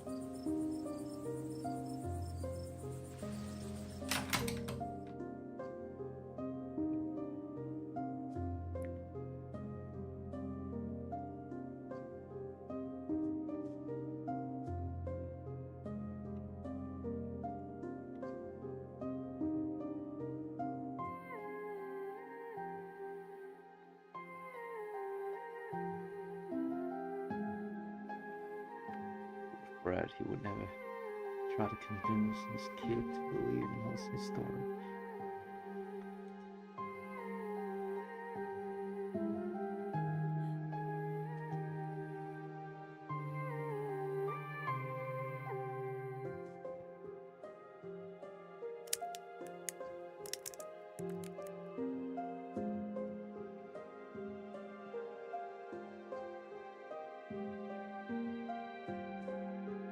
Oh, she was talking to the man.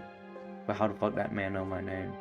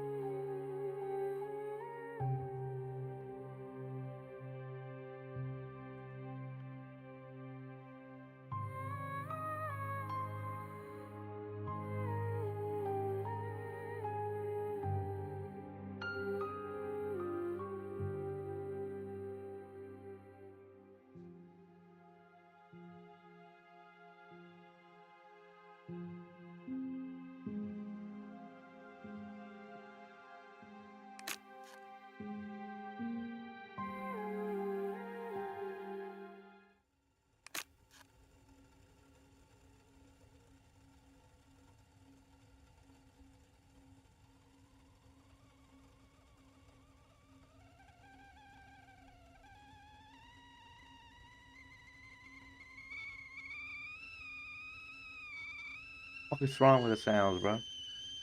I'm hearing a fucking kettle. Are you fucking boiling water?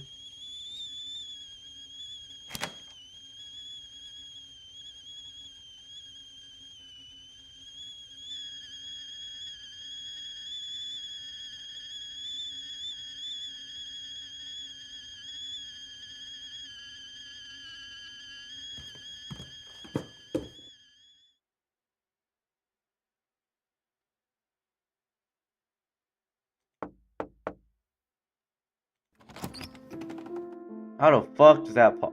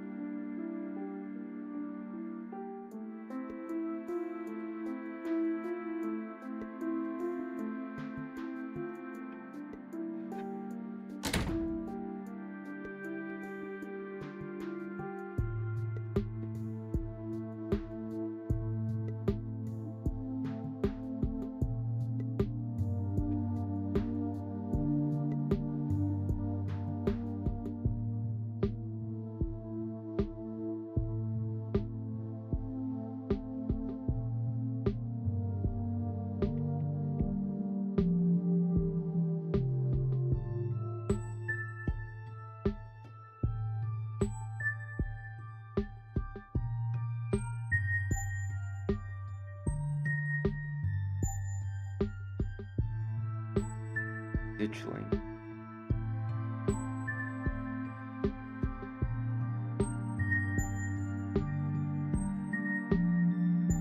How the fuck you know my name, punk?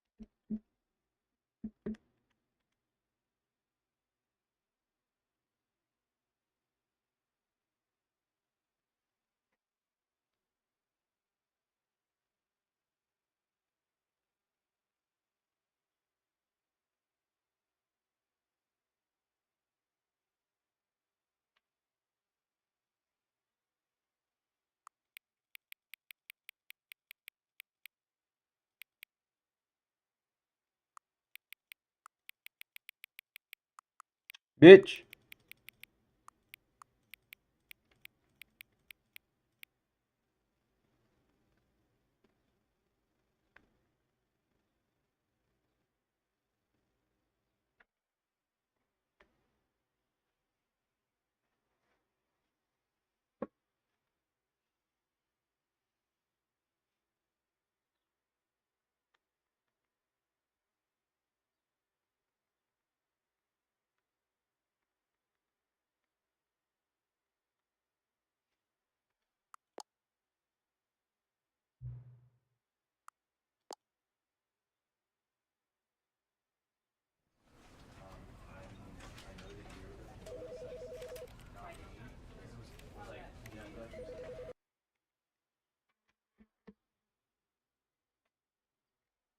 This is the story of a man named Stanley.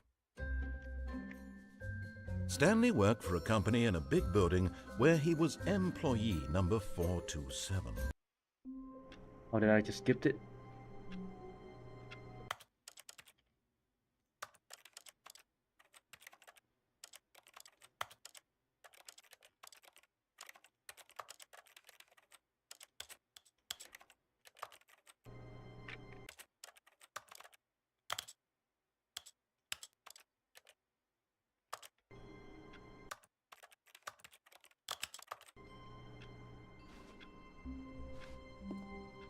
All of his co-workers were gone. What could it mean? Stanley decided to go to the meeting room. Perhaps he had simply missed a memo.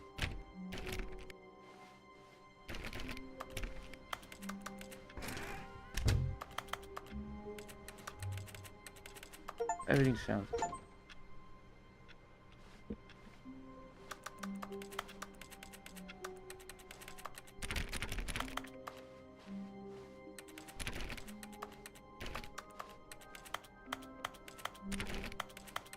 When Stanley came to a set of 2 open doors, he entered the door on his left. This was not the correct way to the meeting room, and Stanley knew it perfectly well. Perhaps he wanted to stop by the employee lounge first, just to admire it. Ah, yes, truly a room worth admiring.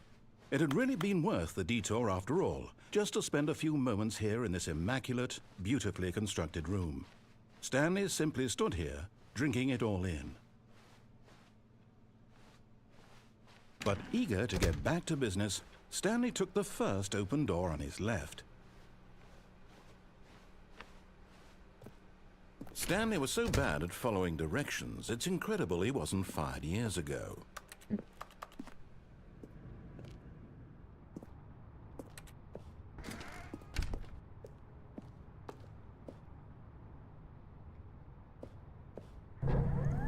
Look, Stanley, I think perhaps we've gotten off on the wrong foot here. I'm not your enemy, really, I'm not. I realize that investing your trust in someone else can be difficult, but the fact is that the story has been about nothing but you all this time. There's someone you've been neglecting, Stanley. Someone you've forgotten about. Please, stop trying to make every decision by yourself. Now, I'm not asking for me. This is it, Stanley. Your chance to redeem yourself. To put your work aside. To let her back into your life. She's been waiting. That's her, Stanley. You need to be the one to do this.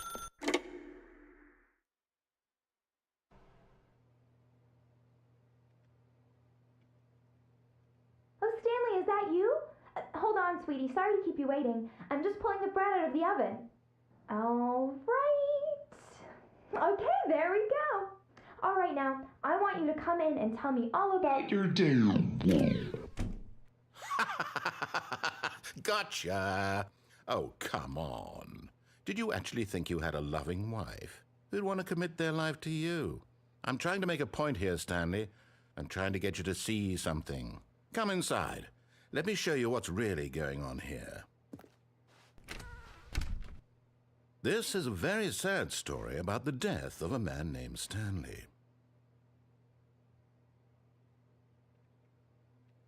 Stanley is quite a boring fellow. He has a job that demands nothing of him, and every button that he pushes, is a reminder of the inconsequential nature of his existence.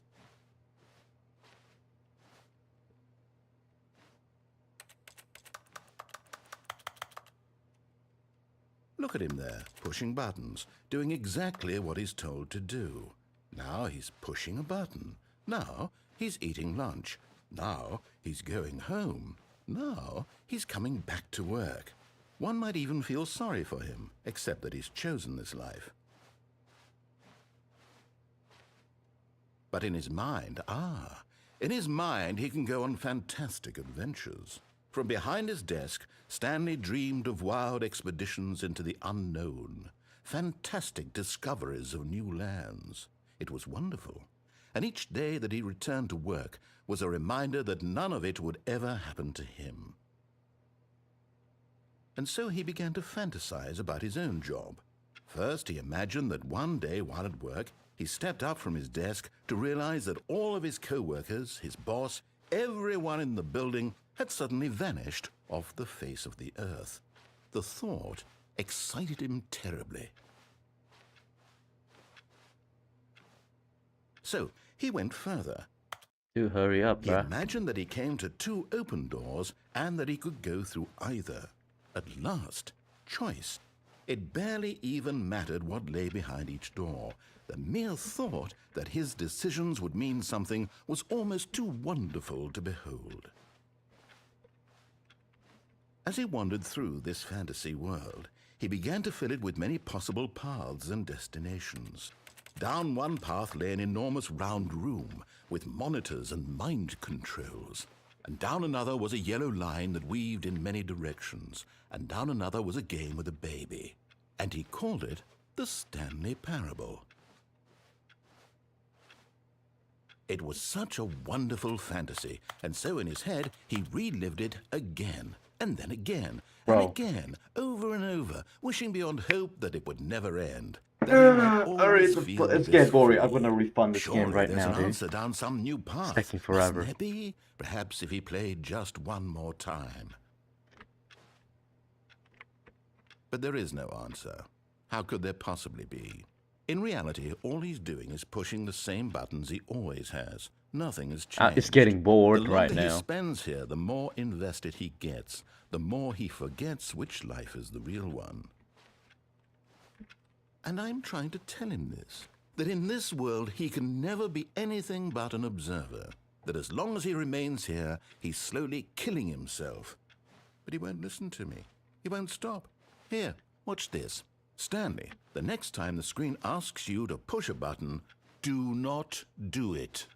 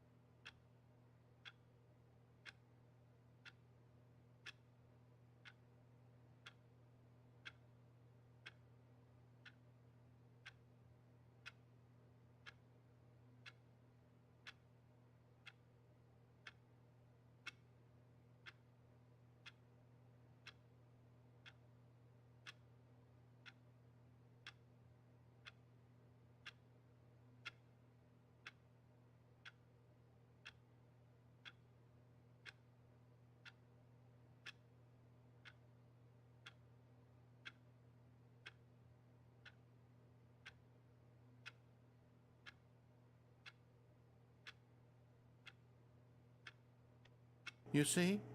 Can he just not hear me? How can I tell him in a way that he'll understand that every second he remains here, he's electing to kill himself? How can I get him to see what I see? How can I make him look at himself? I suppose I can't, not in the way I want him to. But I don't make the rules. I simply play to my intended purpose, the same as Stanley. We're not so different, I suppose. I'll try once more to convey all this to him. I'm compelled to. I must. Perhaps, well, maybe this time he'll see. Maybe this time. And I tried again, and Stanley pushed a button. And I tried again, and Stanley pushed a button. And I tried.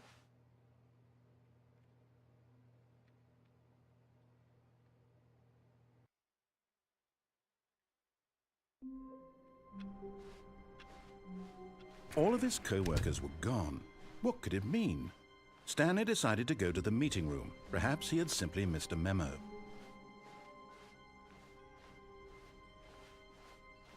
When Stanley came to a set of 2 open doors, this was not the correct way to the meeting room, and Stanley knew it perfectly well. Perhaps he wanted to stop by the employee lounge first, just to admire it. So,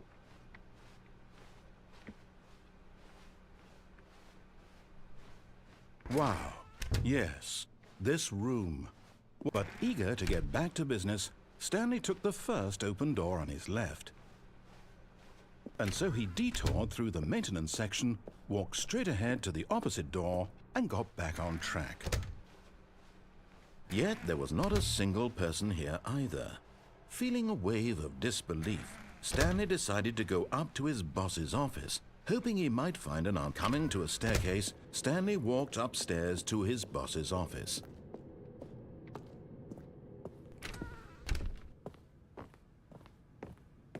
Stepping into his manager's office, Stanley was once again stunned to discover not an indication of any human life.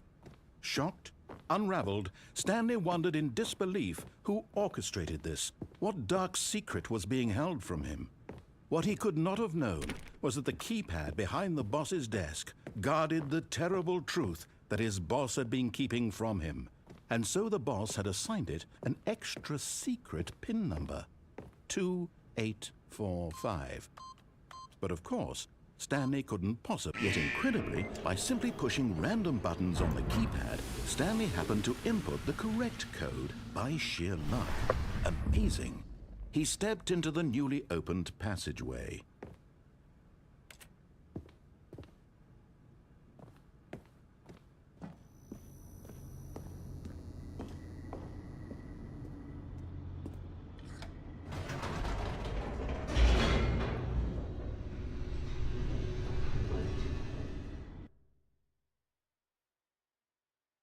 Descending deeper into the building, Stanley realized he felt a bit peculiar.